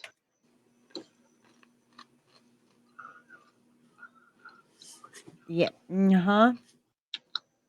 Mm-hmm. And it doesn't matter where in their story they happen to be. It literally the freaking dialogue alone plays right into it. Mm-hmm. So I would like to thank everybody for being here tonight. Thank you for holding out while we were dealing with some technical issues that, of course, had to happen at the most inopportune time because that's Murphy's Law. But thank you so much for being here. Thank you for supporting the show. And thank you so much for getting us to affiliate because, quite literally, we could not do this without y'all. We Really need y'all, couldn't. the prompters. We need everything. So thank you so much for hanging in there with us. We will eventually get this all straightened out and get it down to a queue. But please come back tomorrow night where you get to hear a bunch more stories and a lot more uh the twists and turns. And I believe I'm debuting a new story tomorrow. I don't know. We'll have to see what happens. All depends Yep, if the yep, minions yep. operate. Absolutely. Absolutely. All right, folks. As you all know, the newsletter will be coming out somewhere between morning and afternoon. Uh, what time do I schedule that? 1 It's p.m. usually about Eastern. Yeah, I was doing 1 p.m. Eastern. I think I popped it back to noon Eastern. So adjust your times accordingly. And then later on that evening, 7 p.m. Eastern, 6 p.m. Central, we will go live for our hour worth of scuff. Hopefully, it is only an hour and not an hour and a half. Um, Thank you for bearing with us in the ads. If you have subscribed using your Prime Twitch subscription, we greatly appreciate that and appreciate your support. That is a monthly thing. So, in a month, if you want to give it to us again, you do have to go in and redo the subscription. Uh, But it's and with easier because that, it's just a button off to the side that says resubscribe. yep. And with that, you can always find us in the Discord. And Hit the button. uh, You guys know. you guys know. You guys know. All right. Julie, fearless All right. leader, take us We'll out. wait on out. Thank you guys so much for being here. And as always, remember, be brave, be bold, but always stay humble. And we will see you again tomorrow night at 6 p.m. Eastern. No, No. 7 p.m. Eastern, 6 p.m. Central. I will eventually get this freaking right. Adjust your times accordingly to where you happen to be inside the world. Uh, we love you.